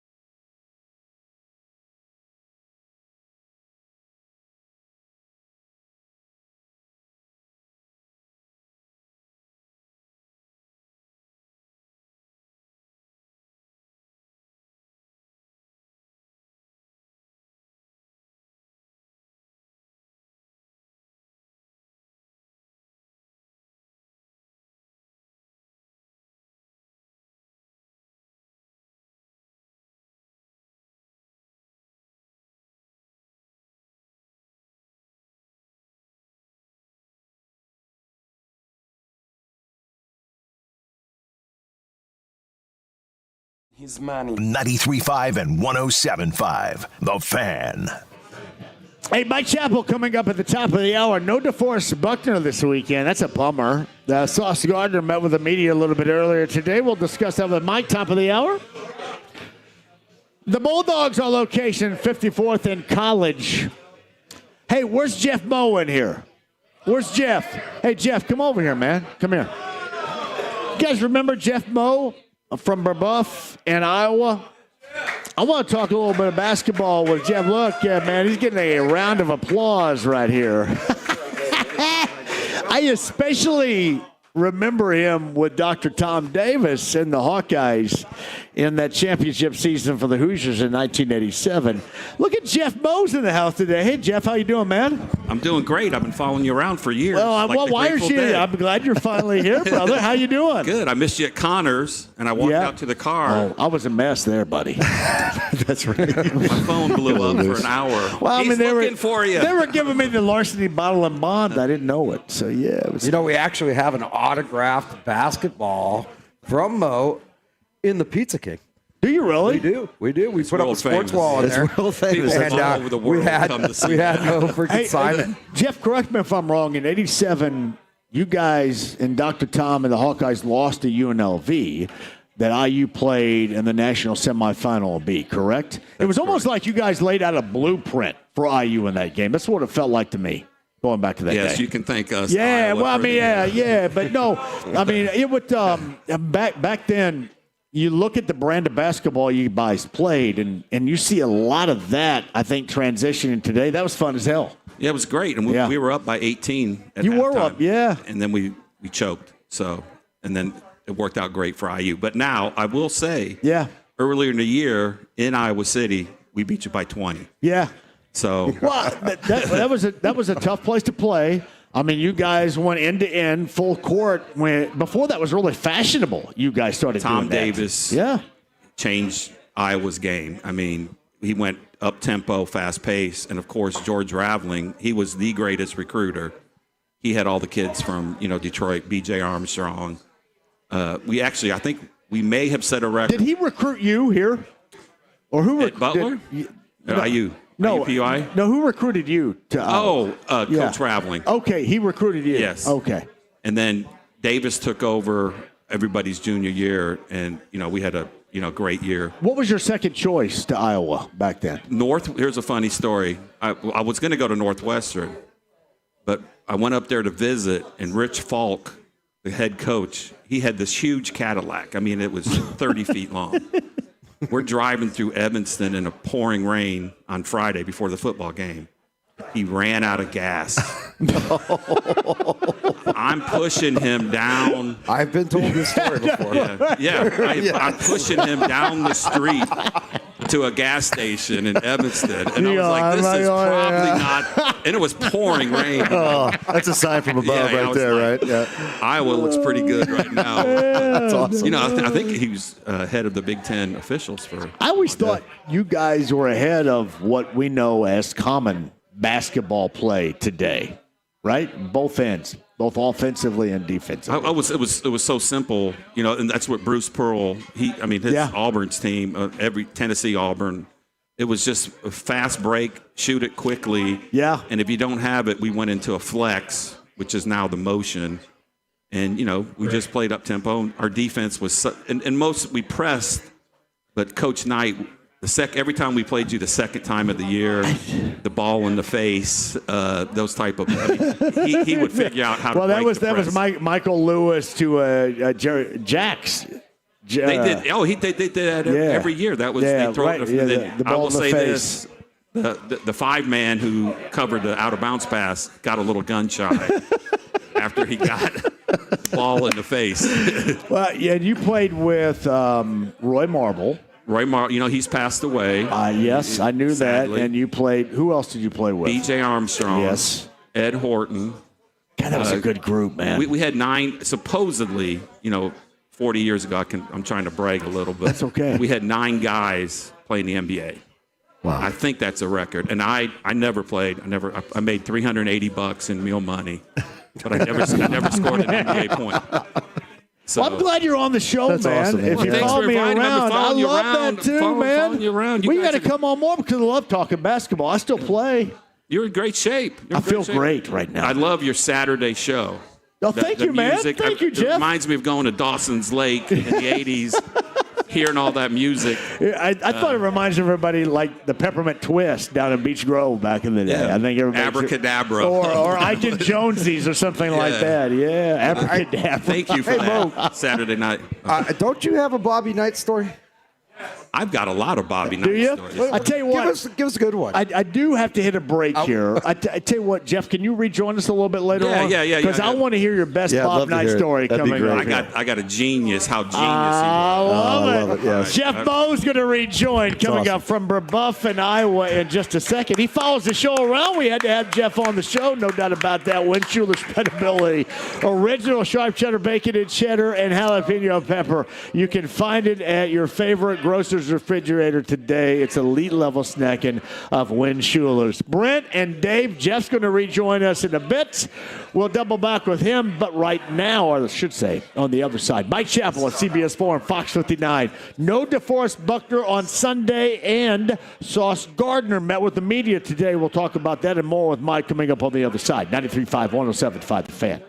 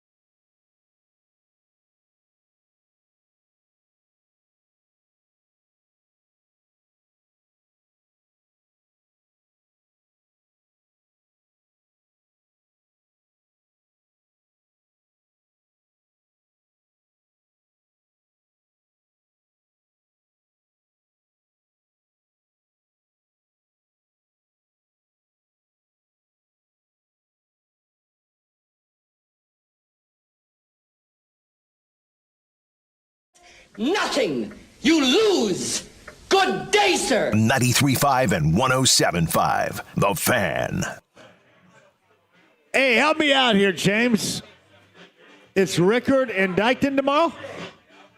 I believe that is correct. Morning show? Oh, yeah. Damn straight, I'm going to get up and listen to that. You think, will Dykton cuss like he does on social media? James, do you think? I doubt so. I think he's pretty good about keeping it clean on air. I'm going to be listening to that coming up tomorrow. We get Dykton and Rickard tomorrow because Kevin Bowen, the lovely, the awesome Maddie, is having a baby. And then Boyd is going to give another reason why he can't play hoop with us this weekend because, I've got to go to Germany and cover the Colts playing the Falcons in Berlin coming up this weekend. So you get Dykton and you get Rickard coming up tomorrow morning beginning at 7 o'clock. The Bulldog at 54th in College. Dave is the guy with us. Brent Halverson is with us. Yes. Oh, James Boyd is tomorrow? Oh, James Boyd. Evidently, hey, James Boyd's flight got delayed. He's going to be on tomorrow. Oh, wow.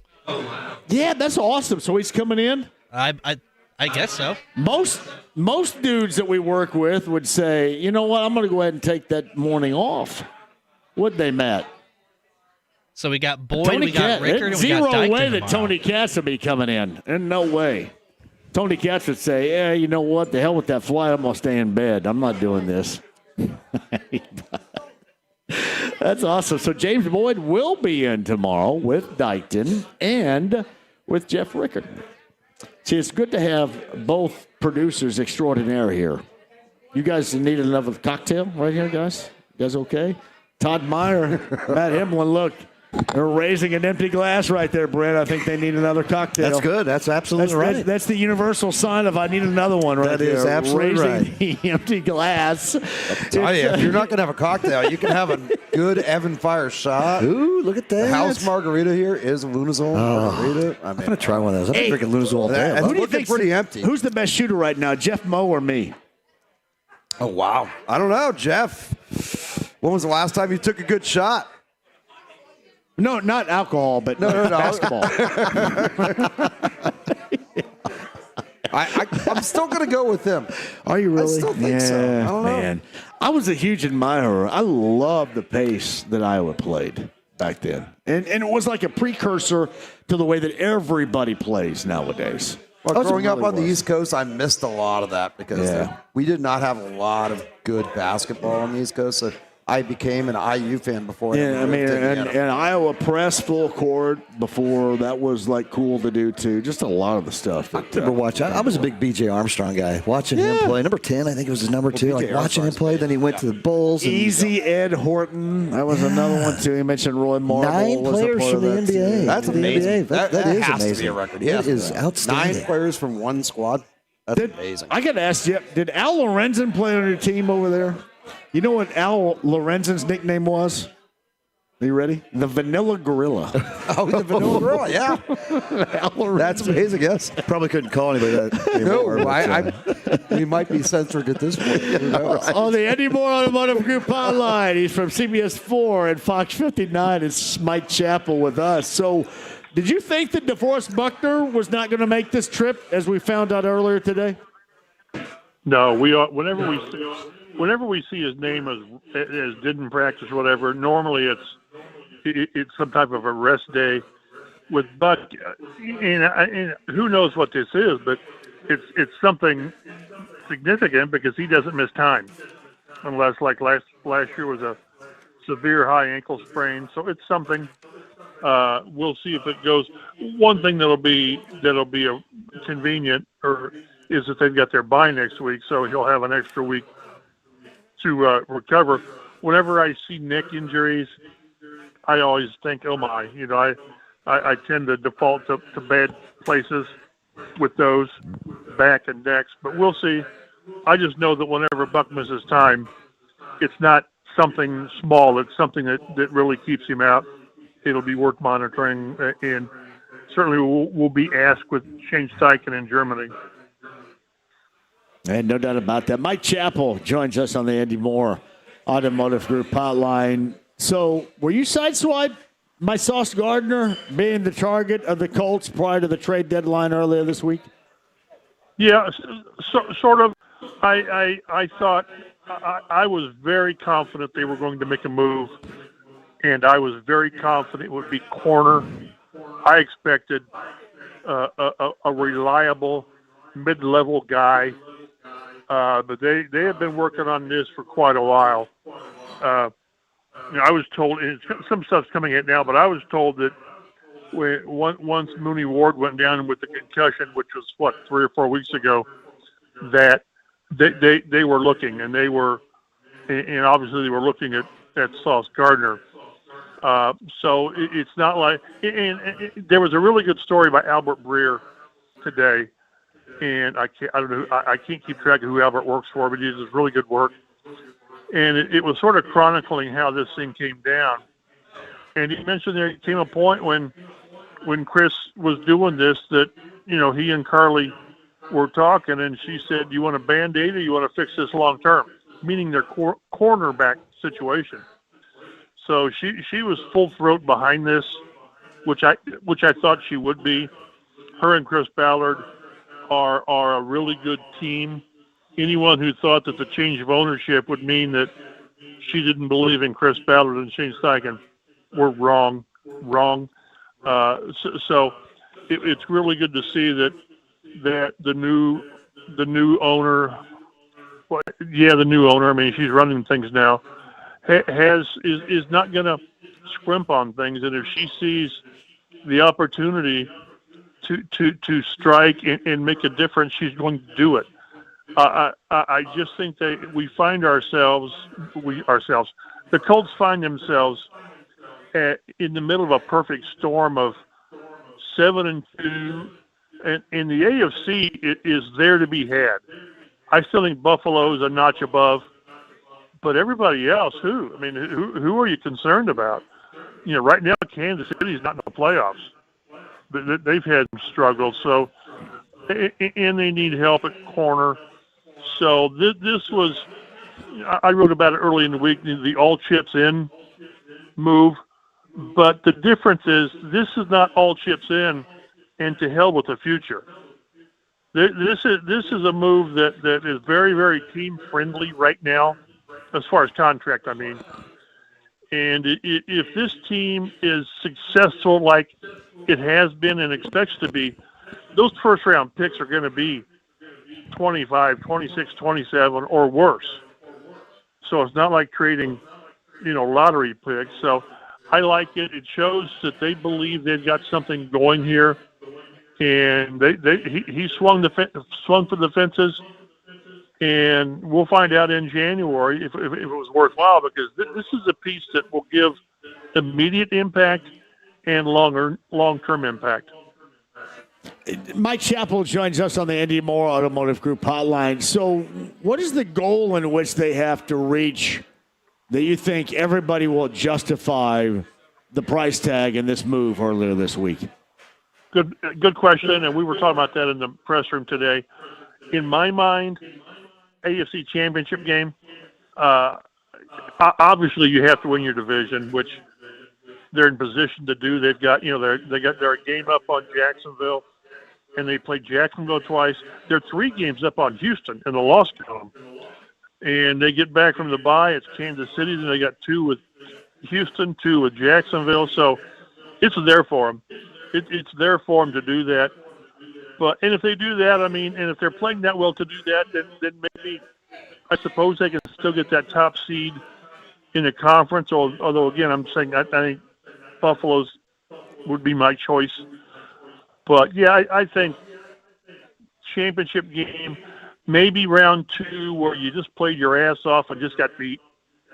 But just to squeak in with a 10-7 record or something, I don't think would be viewed that way. But I think what fans should be encouraged about is that they're in position, and they knew they needed to make a move to make it better. So I think that's very encouraging. If I'm a Colts fan, that would be very encouraging. Mike, what's so funny about this, you heard the national outcry suggesting that this was a, quote, desperate move from a general manager that was on the hot seat and could lose his job. And I could not disagree more. I think with this start that everybody we felt was maybe on a hot seat has solidified themselves for the short-term future at the very least right here, including Chris Ballard and Shane Steichen and Lou Anarumo. Would you agree? Yeah, I think so. Unless this thing just does a 180 and go in the dumpster, which I don't think that's going to happen. But I tell you, the trade, it told me two things, and this is just me interpreting it. One is they believe Daniel Jones is the right guy. Because if you haven't got the quarterback, I don't care if you have all pros at corner, safety, it ain't going to matter. So this tells me they're convinced that Daniel Jones is the long-term answer. Now, what long-term? 3 or 4 years. Let's not go crazy. But it also tells me that they're going to re-sign Alec Pierce when you get rid of A.D. Mitchell. So but this all hinges on Daniel Jones. It simply does. And I know the Pittsburgh game was awful. That was so much more offensive line than it was Daniel Jones. Although at some point he's got to protect the football better. But this again, it shows that they believe that they can go forward, that they will go forward with Daniel Jones.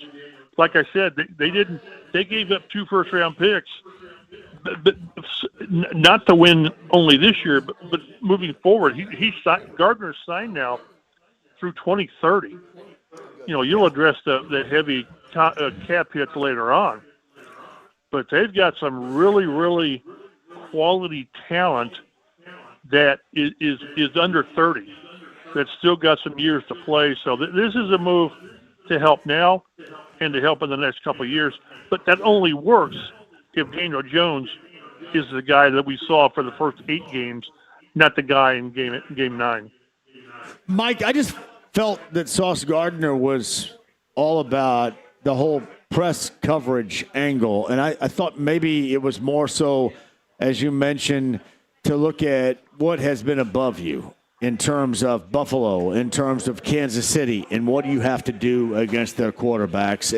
And what could also help out what hopefully becomes a more consistent, and as Rick Venturi has told us before, a more consistent first wave type of quarterback pressure that you can apply, because you have that type of pressure on the back end. But I do feel that move was made for the so-called higher-ups within the AFC.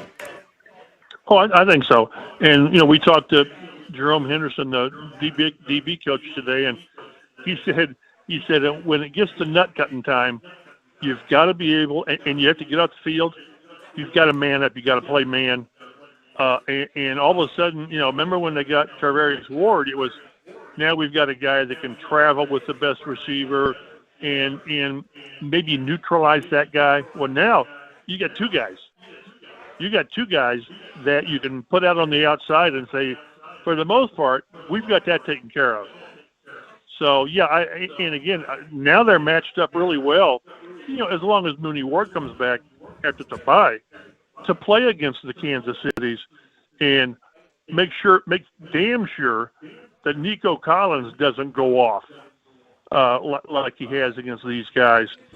So, yeah, and also one thing, too, we've all complained about the lack of consistent pressure from the defensive front. Remember the almost sacks that they get and all this stuff?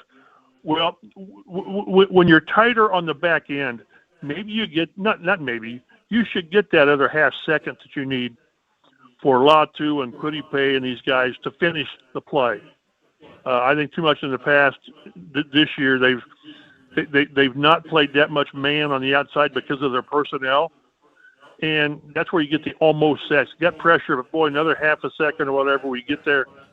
I think the back end now gives them that chance to be that complimentary, and whether you want pressure or coverage, if you get better coverage, that makes that defensive front better, because again, you don't have to win so quickly. You can get back there and finish plays, unlike what we've seen too often in the past. Hey, Mike, in closing here, did the Steelers defensively, especially up front, in either coming off the edge or getting in the face of Daniel Jones and turning the Colts over 6 times in that game, Did they unearth any flaws, blueprint-wise, for any other teams to grasp, including the Falcons coming up this weekend in Berlin for the future here, or was that kind of an anomaly in a week against a team that, with the Steelers losers of 2 straight, kind of felt a little bit desperate? Probably. I'm thinking it's an aberration. And as far as blueprints goes, you can use that blueprint if you got T.J. Watt and Alex Highsmith. It's kind of like Freeney and Mathis. I'm not saying that's who those guys are. But blueprints work a lot better when you got great personnel. And I think Ryman and Braden Smith just had bad days. Matt Gonzalez had a bad day. And again, whether this team took a step back and whether all of a sudden Daniel Jones is the New York Giants Daniel Jones, that's something the Colts have to prove was not the case. And the only way you do that is to go out against the Falcons and play well and win, and then go into your bye and then prepare for what's going to be a tougher second half of the season. So, blueprints are great when you've got the people to play it. So I'm chalking it up for a bad day until I see another bad day or two, and then we can worry about it. So Mike Chappell of CBS 4 and Fox 59. I felt too, Mike, earlier this week was a complete. We thought that was the case during free agency in what they spent on Ward and Bynum in that secondary. But this is a complete change in philosophy for the absolute right now with this organization, is it not? And what's funny, some of the reaction was, Chris Ballard never makes a move, and then he makes it, and people say, well, he gave up too much. Well, you can't have it both ways. Just wait and see how this thing pans out to see if they gave up too much. It's not too much if they win. No doubt. Completely agree. Hey, Mike, it's always a pleasure, my friend. I appreciate that. Enjoy the game coming up really early on Sunday morning, and we'll catch back up next Thursday, actually in a bye week. So we'll get to talk about a lot of things before those things reinvent themselves in Kansas City a week after that. But I appreciate you. You guys be well. So Mike Chappell of CBS 4 and Fox 59 on the Andy Moore Automotive Group hotline. Kevin Todd's going to join us coming up at the bottom of the hour. The Bulldog, 54th and College is our location for Week 10 of Larceny Bourbon Locks and Luna's Tequila Shots. Hey, it's great to be back here. And, hey, this place is a little special, right? Like last year we had Meta World P. We got all kinds of high-profile people around. Chris awesome. Litzy in the house, the awesome Jess Swisher's and the beautiful here. Jess, yes. I love Jess. Look and at the beautiful J-Law over there, too. Look at him. I can't even see behind that chair now. Look how much weight J-Law has lost. Gosh. There. Get on the program you guys are on. Looking I'm working on my winter right weight there. to stay warm. Hey, Dave, man, what's the menu looking like here? Oh, man, the menu is incredible here. You know what is a beautiful thing about the menu here? We are the only Pizza King in Marion County. That's beautiful. So I had no idea that's the case. I mean, Mr. Halverson here did enjoy him a little bit of Pizza King earlier. I tell you what, so, John, and you know this, I mean, I grew up a Pizza King guy, so Pizza Palace back in Seymour, that's what I was born and raised on, and then, of course, going to Ball State, Pizza King's kind of heartland. I have been in search of the Pizza Palace in Seymour had Texas barbecue, right? Yeah. So it's a stromboli with barbecue sauce. And I got one here today for lunch, and this is the only one in the last, 40 years, 35 years. Hey, that, don't age us that much. I have had something that tasted as good as what I grew up on. And it was the Stromboli here substitute barbecue. It was outstanding. Well, Pizza King has the greatest pizzas and greatest sausage of any time. They do. The diced pepperoni and the diced sausage. Oh, yeah. You can't beat that. It's so And the sauce, the pizza sauce. Is Pizza King the only pizza place that does that type of stuff? Pretty much that I know of. I don't know of anybody else that really does the diced pepperoni. We get it. Arnie's does, yeah. Arnie's is very similar. Arnie's broke off of Pizza King years and years ago, like in the 70s. Really? They got great za, too. Yeah. It started as Pizza King, and then it became Arnie's. That's what I love, though. Your menu has such great things that you have. Then you also have the Pizza King addition to it. So it's like which Pizza King is family dining, and the bar is obviously 21 and over. Yeah, absolutely. So, you can seat about 180 people in the bar, about 40 in the Pizza King. About 60 back in the lounge. So look at that. That's a nice little 200 clip plus there, right? Yeah, right. Yeah. So are you guys doing music here at all? We do. We do live music, and actually Ike books the bands for us. Okay. So Does Kelly, he that was really? on our He does all bookings for here. He does it for our other bar in Westfield. Yeah, we do live music. Occasionally up here in the Bulldog. In the summertime, always in the Bulldog. But in the lounge, we do every Saturday. Singer-songwriter. In the lounge every Saturday night. Saturdays and also. Singer-songwriters on Monday. Next week, we do actually Friday and Saturday. So really intimate venue to actually watch music. And, the menu's a little different back there. You're going to have a higher end.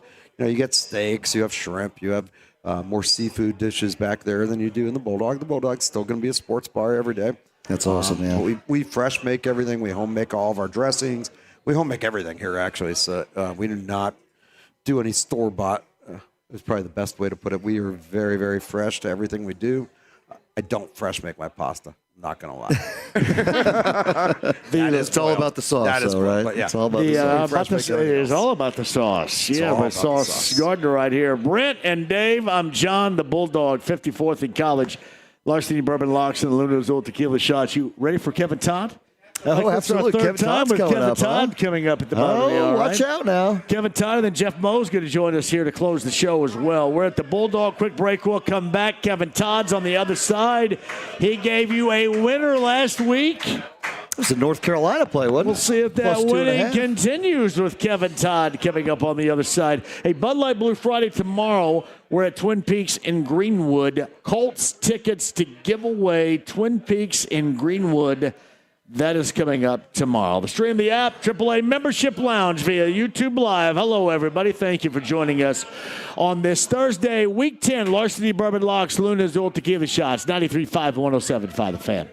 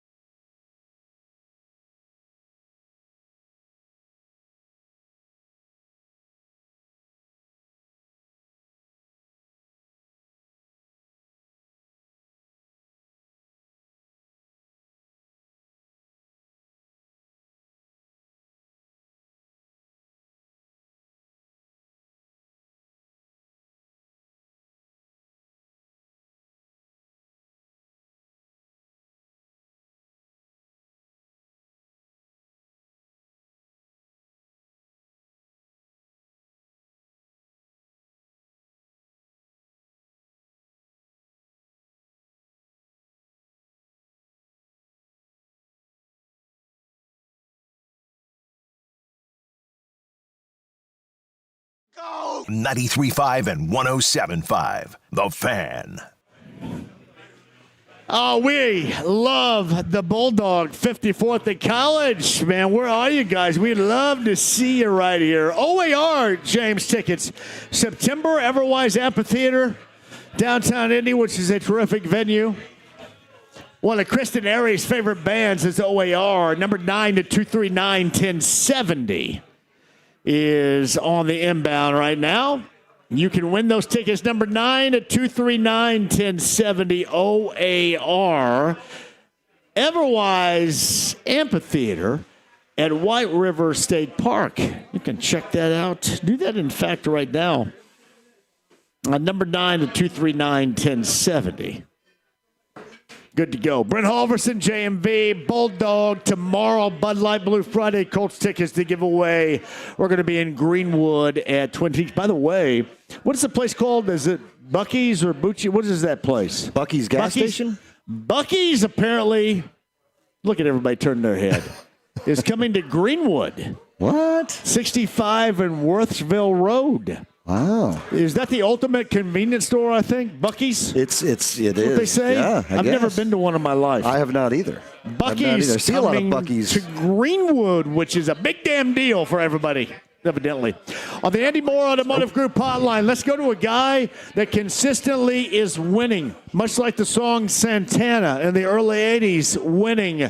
Kevin Todd joins us now. Hello, Kevin. How are you? More like Charlie Sheen, winning. Hey, let me tell you guys Kevin, something real quick. Go ahead. I'm on the radio, honest to God, from about 12 o'clock in the afternoon till about 7 o'clock at night, and I have the most fun with you guys. So if you ever come to Florida, I'm going to take you fishing on my boat. I know exactly what to catch for you guys. What are we catching, like redfish or something like that? I'm a big seafood guy, buddy. You guys want to catch a 10-pound buzz. Well, yeah. Hey, we catch those a little bit here in Indiana every now and then, Kevin. But, hey, did you get the 20 last week on the drinks on me? Yeah, we did, man. Thank you so much, brother. That was very kind of you. Thank you. That was awesome of you. And things are going well. Things are going well, as always, for you, too. That's right. And let me tell you, gentlemen, tonight's matchup is a phenomenal matchup. We have the Las Vegas Raiders traveling to Denver. I love this matchup. I reached out to all my sources, and let me tell you guys this. I love this game so much that I guarantee that I win this game tonight, or I will give every single caller the rest of the month of November for free. In fact, I'm going to give them tonight's game for free because I want to earn their business. All they have to do, guys, is call 888-320-7517. That's 888-320-7517. Listen, people, I'm telling you, if you've been listening all season long, now is the time to give me a call. I will build your bankroll. I will teach you how to treat gambling as a business. I take the gambling aspect out of it. Not only that, gentlemen, a $500 bettor is up $12,000 since week one. A $1,000 bettor is up $24,000 since week one. All they have to do is pick up the phone and dial 888-320-7517. That's 888-320-7517. They get tonight's matchup, Las Vegas at Denver, absolutely free. Kevin, you know what? I mean, it's pretty wild, right? These Thursday night games, we've seen this will be the the eighth division rival matchup. And the other two that were not division matchups were the favorites. The Dogs have gone 6-1 in those previous 7 games on these big matchups on teams that you just don't see it. So Thursday night football is a whole different animal, isn't it? It is. You need the right information. You got to have the right sources. And let me tell your listeners, I am 17-6 since last year on Thursday night football. That's why they call me the king of Thursday night football. And let me tell you another thing about these games. Normally, these matchups you would get, like division matchups, will be in the middle of the season. But if you looked at the schedule, they're putting these divisional matchups now at the end of the season because they want to make people watch these games, believe it or not, to see who's going to win the division. So they put them now towards the end instead of putting them in the beginning or in the middle, because most people will lose interest when they already know who's going to win the division. So the NFL did a great job as far as making this schedule. But tonight's matchup, folks, listen, do not attempt to play this game on your own. You're going to lose. I'm here. I want to help you. I gave you North Carolina on the air last week. They plus the 2.5. I said, don't be surprised if they win the game outright. I'm going to give you another free winner. But tonight's matchup is crucial, folks. I have very strong information on this. My clients are moving 4 to 5 times their normal wager on this game tonight. Vegas at Denver. I'm giving it to you for free. All you have to do is give me a call at 888-320-7517. That's 888-320-7517. Or you go to my website, thesportsbrokers.com. Read up about me. See who I am. You could buy picks online. You could opt in, and a broker will call you back with tonight's information absolutely free. I love it. Kevin Todd joins us here on the Andy Moore Automotive Group hotline. I love having you on. We've done this. What is this, like the third week, Kevin, I think now, of Is our it been? I thought it was relationship maybe here? a month. I mean, I thought it was maybe a month. Maybe, who knows? I feel like I've known you guys forever. Yeah, man. Well, we love you and love having you on, too. One of these days, we've got to get you here in Indy with us. I said I'm coming there. I'll probably come during the summer when we're kind of slow, but definitely I'm going to come visit you guys. All right, one more time, tell everybody that this absolutely you can't miss out on tonight and this weekend. What do you got for them? Well, listen, folks, before I give you what I'm going to tell you about tonight, let me give you another free winner. I'm going to give you probably the worst single game that you're going to watch in the entire NFL ever. It's Cleveland at the Jets. The Cleveland's laying 2.5. And let me tell you, laugh all you want. I love Cleveland in this matchup, okay? The Jets, they cashed it in. They're giving up on the season. They have one win. They already traded their 2 best defensive guys. And before that, their defense was in the bottom 5 in the league. Their offense is in the bottom 5 of the league. They give up 135 yards rushing, this Jets defense. And they're going with a Cleveland team. They're going to want to control the ball. They're going to run it. Not only is it Cleveland going to control the clock, but their defense is probably going to be their best offense because they're going to get turnovers, this defense. They're ranked number 2 in the league. I don't see the Jets even scoring more than maybe 14 points if they're lucky. They're going to have the Cleveland defense is going to come after the Jets. Laying the 2.5 is a gift. Give me Cleveland plus the 2 and minus the 2.5 all day. But folks, it's about tonight. Stop what you're doing. Write this number down: 888-320-7517. That's 888-320-7517. You get tonight's matchup: Vegas at Denver. Absolutely free. My clients are moving 4 to 5 times their normal wager on this game. And let's face it, gentlemen, this is a known fact. 98% of the people out there, when they sports wager, they lose. It's a fact. 2% make money. I'm in the top 1% of that 2%. How's that? Wow. Hey, Kevin, our good friend Chris Litzy's at the bar right here. He's calling you right now. Is he? Right now. If he calls, yes, how about right this? Now. If your friend Chris calls me right now, I'm buying you guys around the shots. Did you hear that? He's calling you right now. Are you ready? He's calling you right now. He's right in front of us. Shots for everybody. Not for everybody. Just for the 3 years. In fact, hear me out. Hear me out. I can't afford that whole bar. Jesus. Sounds like there's a million people there. I'm going to send you another $20. How's that? You got it. Well, here he comes, Kevin Todd. He's talking to you right now. One more time with the number and how they can get a hold of you. 888-320-7517. Put that in your phone. Call up. You get tonight's winner absolutely free. You're the best, man. We appreciate you, Kev. Every Thursday, we love it. We'll do it again next week. All right, when I hang up, put me on hold with your producer. I'm sending you another 20. I'm going to send you another Twinkie. Thanks, Kev. Man. Appreciate it, man. You got it, James. Put him on hold right there and talk at him. That's Kevin Todd. Litzy. I straight guarantee you Litzy's calling him right now, too. There's no doubt. It's good friend Kevin Todd. Brent Holverson and our Larceny Bourbon Locks and Luna's Dual Tequila Shots. With Dave from the Bulldog on a Thursday. It's been glorious, brother. Been wonderful. Absolutely. Wow. So good to be back here, too. Yeah, and again, just coming back in here, I've been coming to this place for many, many years, and to see what has been done to the Bulldog in the last 3 years with the remodel, absolutely unbelievable, man. And even walking in today, seeing all the TVs outside, all the additions, the back bar that has never been there that has always just, bothered me. I like to see brands back there. Now you get to see them back there, too, man. So a lot of good stuff going on there. It's great. Great to always see you. Great to see you, JMV. We appreciate you guys in the house big time. I mean, I love coming here. It's a wonderful show. Yeah. I listen to it all day. I drive around.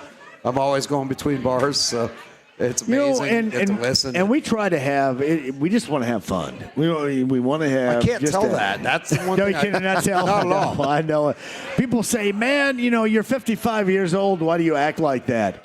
because I always want to act like That's this. right. Heck yeah. I don't care if I'm 55 or 75 or 25. I always want to act like It this. is kind of funny because I remember, like, growing up, my parents, when they hit like 40, they just suddenly said, hey. Exactly. It's kind of over. Like, oh, we're over the hill, right? Oh, no, we're just starting.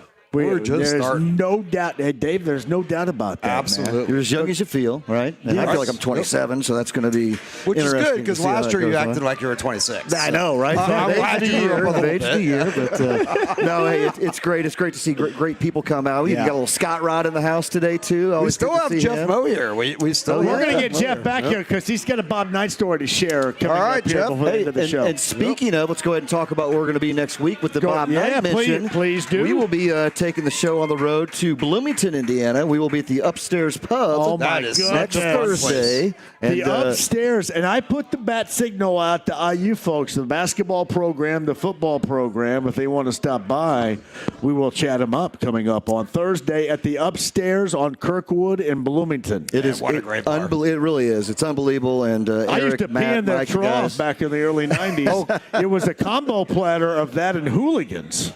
Oh, Kirkwood and Bloomington. When he was in the middle there. Yeah, I used to pee in the trough and stop it up all the time. Yeah, Have you got it it since they redid everything?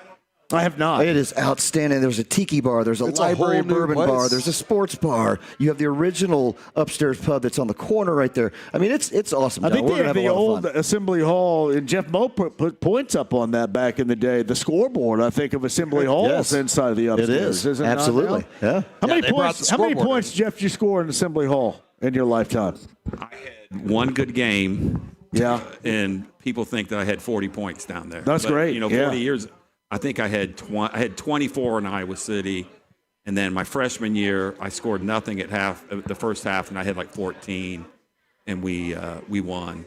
But I believe that scoreboard's in Upstairs Pub. It is. Yeah, I think so. Yeah. So they do a great job. So that's our location next Thursday? Bloomington, Indiana, the Upstairs Pub next Thursday, 3 o'clock. Yeah, I cannot wait to see everybody down there. All right, Brent's going to rejoin. Dave will be here. Jeff Moe here as well. Let's take a break, come back, reset, and get a good Bob Knight old school story from Jeff coming up on the other side. The former Iowa Hawkeye. Rebuff standout. Look at him right here. The Bulldog at 54th in college. Larceny Bourbon Locks. Luna Azul Tequila Shots. We'll take a break and come back. Hey, before that, how about the Harrah's Hoosier Park race of the day? 50 in betting, 50 in dining. Harrah's Hoosier Park Racing and Casino and Anderson. Are you guys ready? Here it is, your Harrah's Hoosier Park race of the day.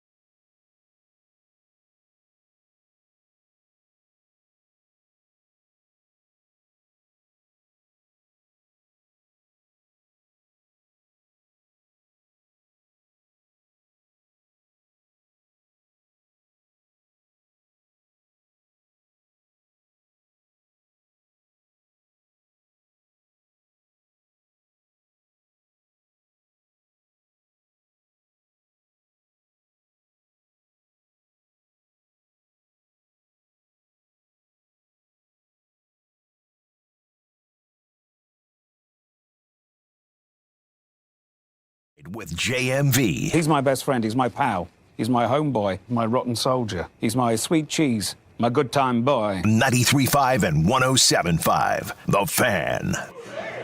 All right, everybody, your Harris Leisure Park race of the day, 50 in betting, 50 in dining. Harris Leisure Park Racing and Casino in Anderson, our mutual good friend with Brett Holverson and I, Tony Wrench, puts this together. It's an awesome event. Aaron Gibbs, the winner. It paid $3.40, $2 bet, $2 exact to $7.40. 50-cent trial went for $38.75. I don't know how much longer we have this going on, but we have it again tomorrow. Your Harris Leisure Park race of the day. 93.5 and 107.5. The Fan. I mentioned tomorrow, Twin Peaks in Greenwood. We were there Monday, back again, Bud Light Blue Friday, with Colts tickets to give away in Greenwood at Twin Peaks. Cannot wait to see you tomorrow. Brent Holverson rejoins Dave from the Bulldog. That's our location today. Larceny Bourbon Locks and Luna Azul Tequila Shots. And Jeff Moe from Brebeuf and Iowa is in the house. The former shooting guard of the Iowa Hawkeyes is here. You mentioned you had a great Bob Knight story to tell. This is a story, basically, everybody knows he was a great coach, but also the intimidation and the motivation, how far ahead of the time he was. And George Raveling, who coached me my freshman and sophomore, he was a coach for the Olympic team in '84.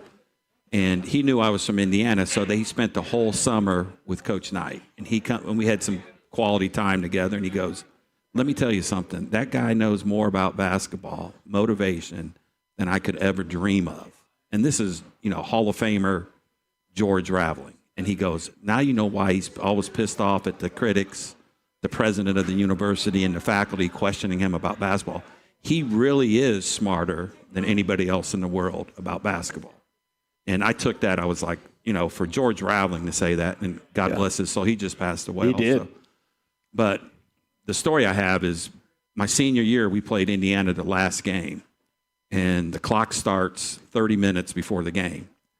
And 45 to an hour, you warm up with just messing around, shooting, doing your stuff.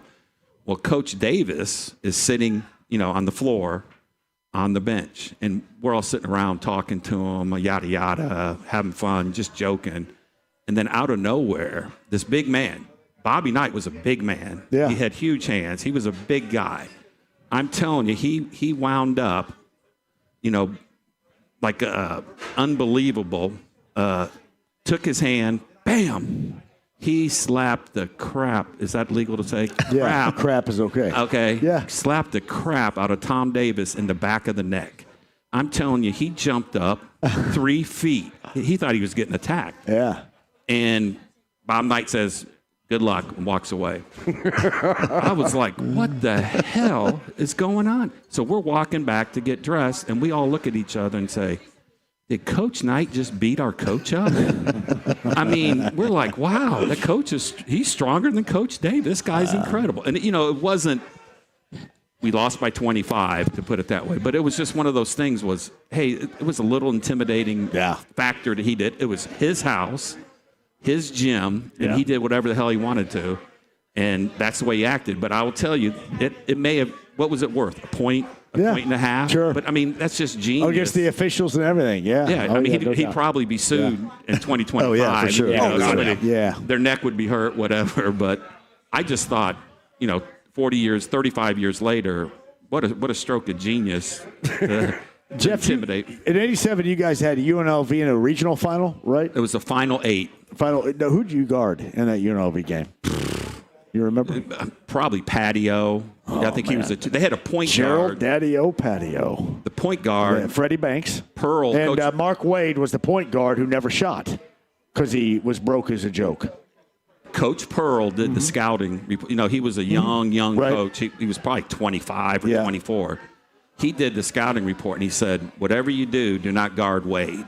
Yeah. In the first half, he missed everything. Because that's who Alford had in the national semifinal was Wade, and he didn't have to get close to it. I think he just sat in the paint. Yeah, he did. He had a hitch in his shot, left hand. I think he was left-handed.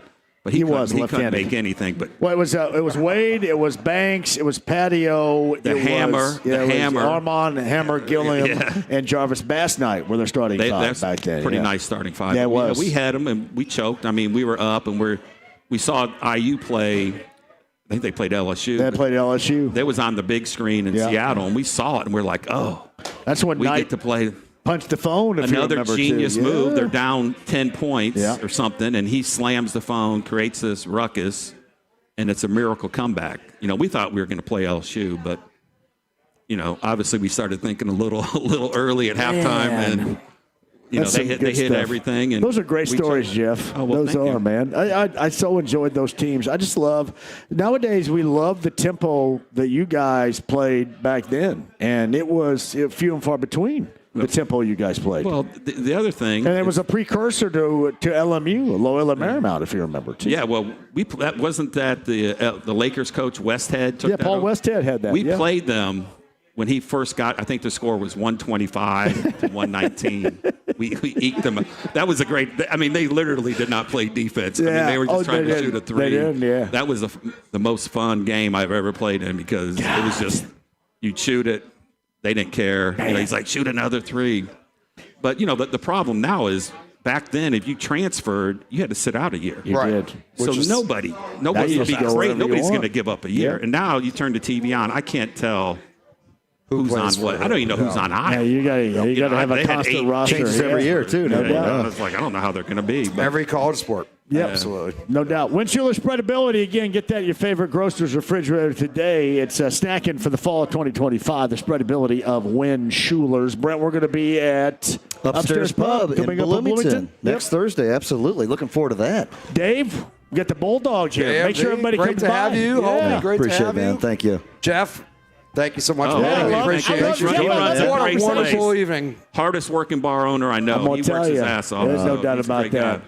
Man, thanks for this is such an enjoyable time. It always is, but thank you, man. Thank you. Jeff, it's good to have you on the show. Thank you. Come back again soon, Jeff, would you please? All right. Dave, thank you for having us, man. Good to see you, man. We got Thank that you. much. Hopefully love you, bud. Thanks, Good to man. see you. Brent, great job by Hey, you, my brother. pleasure, my friend. Upstairs Pub in Bloomington. Everybody orders. All you fans, thank you, guys. It's awesome, Jeff. Great to meet you, man. All right, Thank thanks, you very guys. much. Dev's the on-site engineer. It's James back in the studio. Tomorrow we're going to be in Greenwood at Twin Peaks, Bud Light Blue Friday with Colts tickets for you. Remember, DeForest Buckner did not make the trip. He will not play coming up on Sunday. The Pacers made a move today. Matt McClung waived. Monte Morris in to start that Western Road Swing in Denver coming up on Saturday. Now you're updated. Thank you all for joining us again tomorrow, Twin Peaks and Greenwood. I would love to see you with 93.5 and 107.5 The Fan. Have a great night. Thanks for joining us.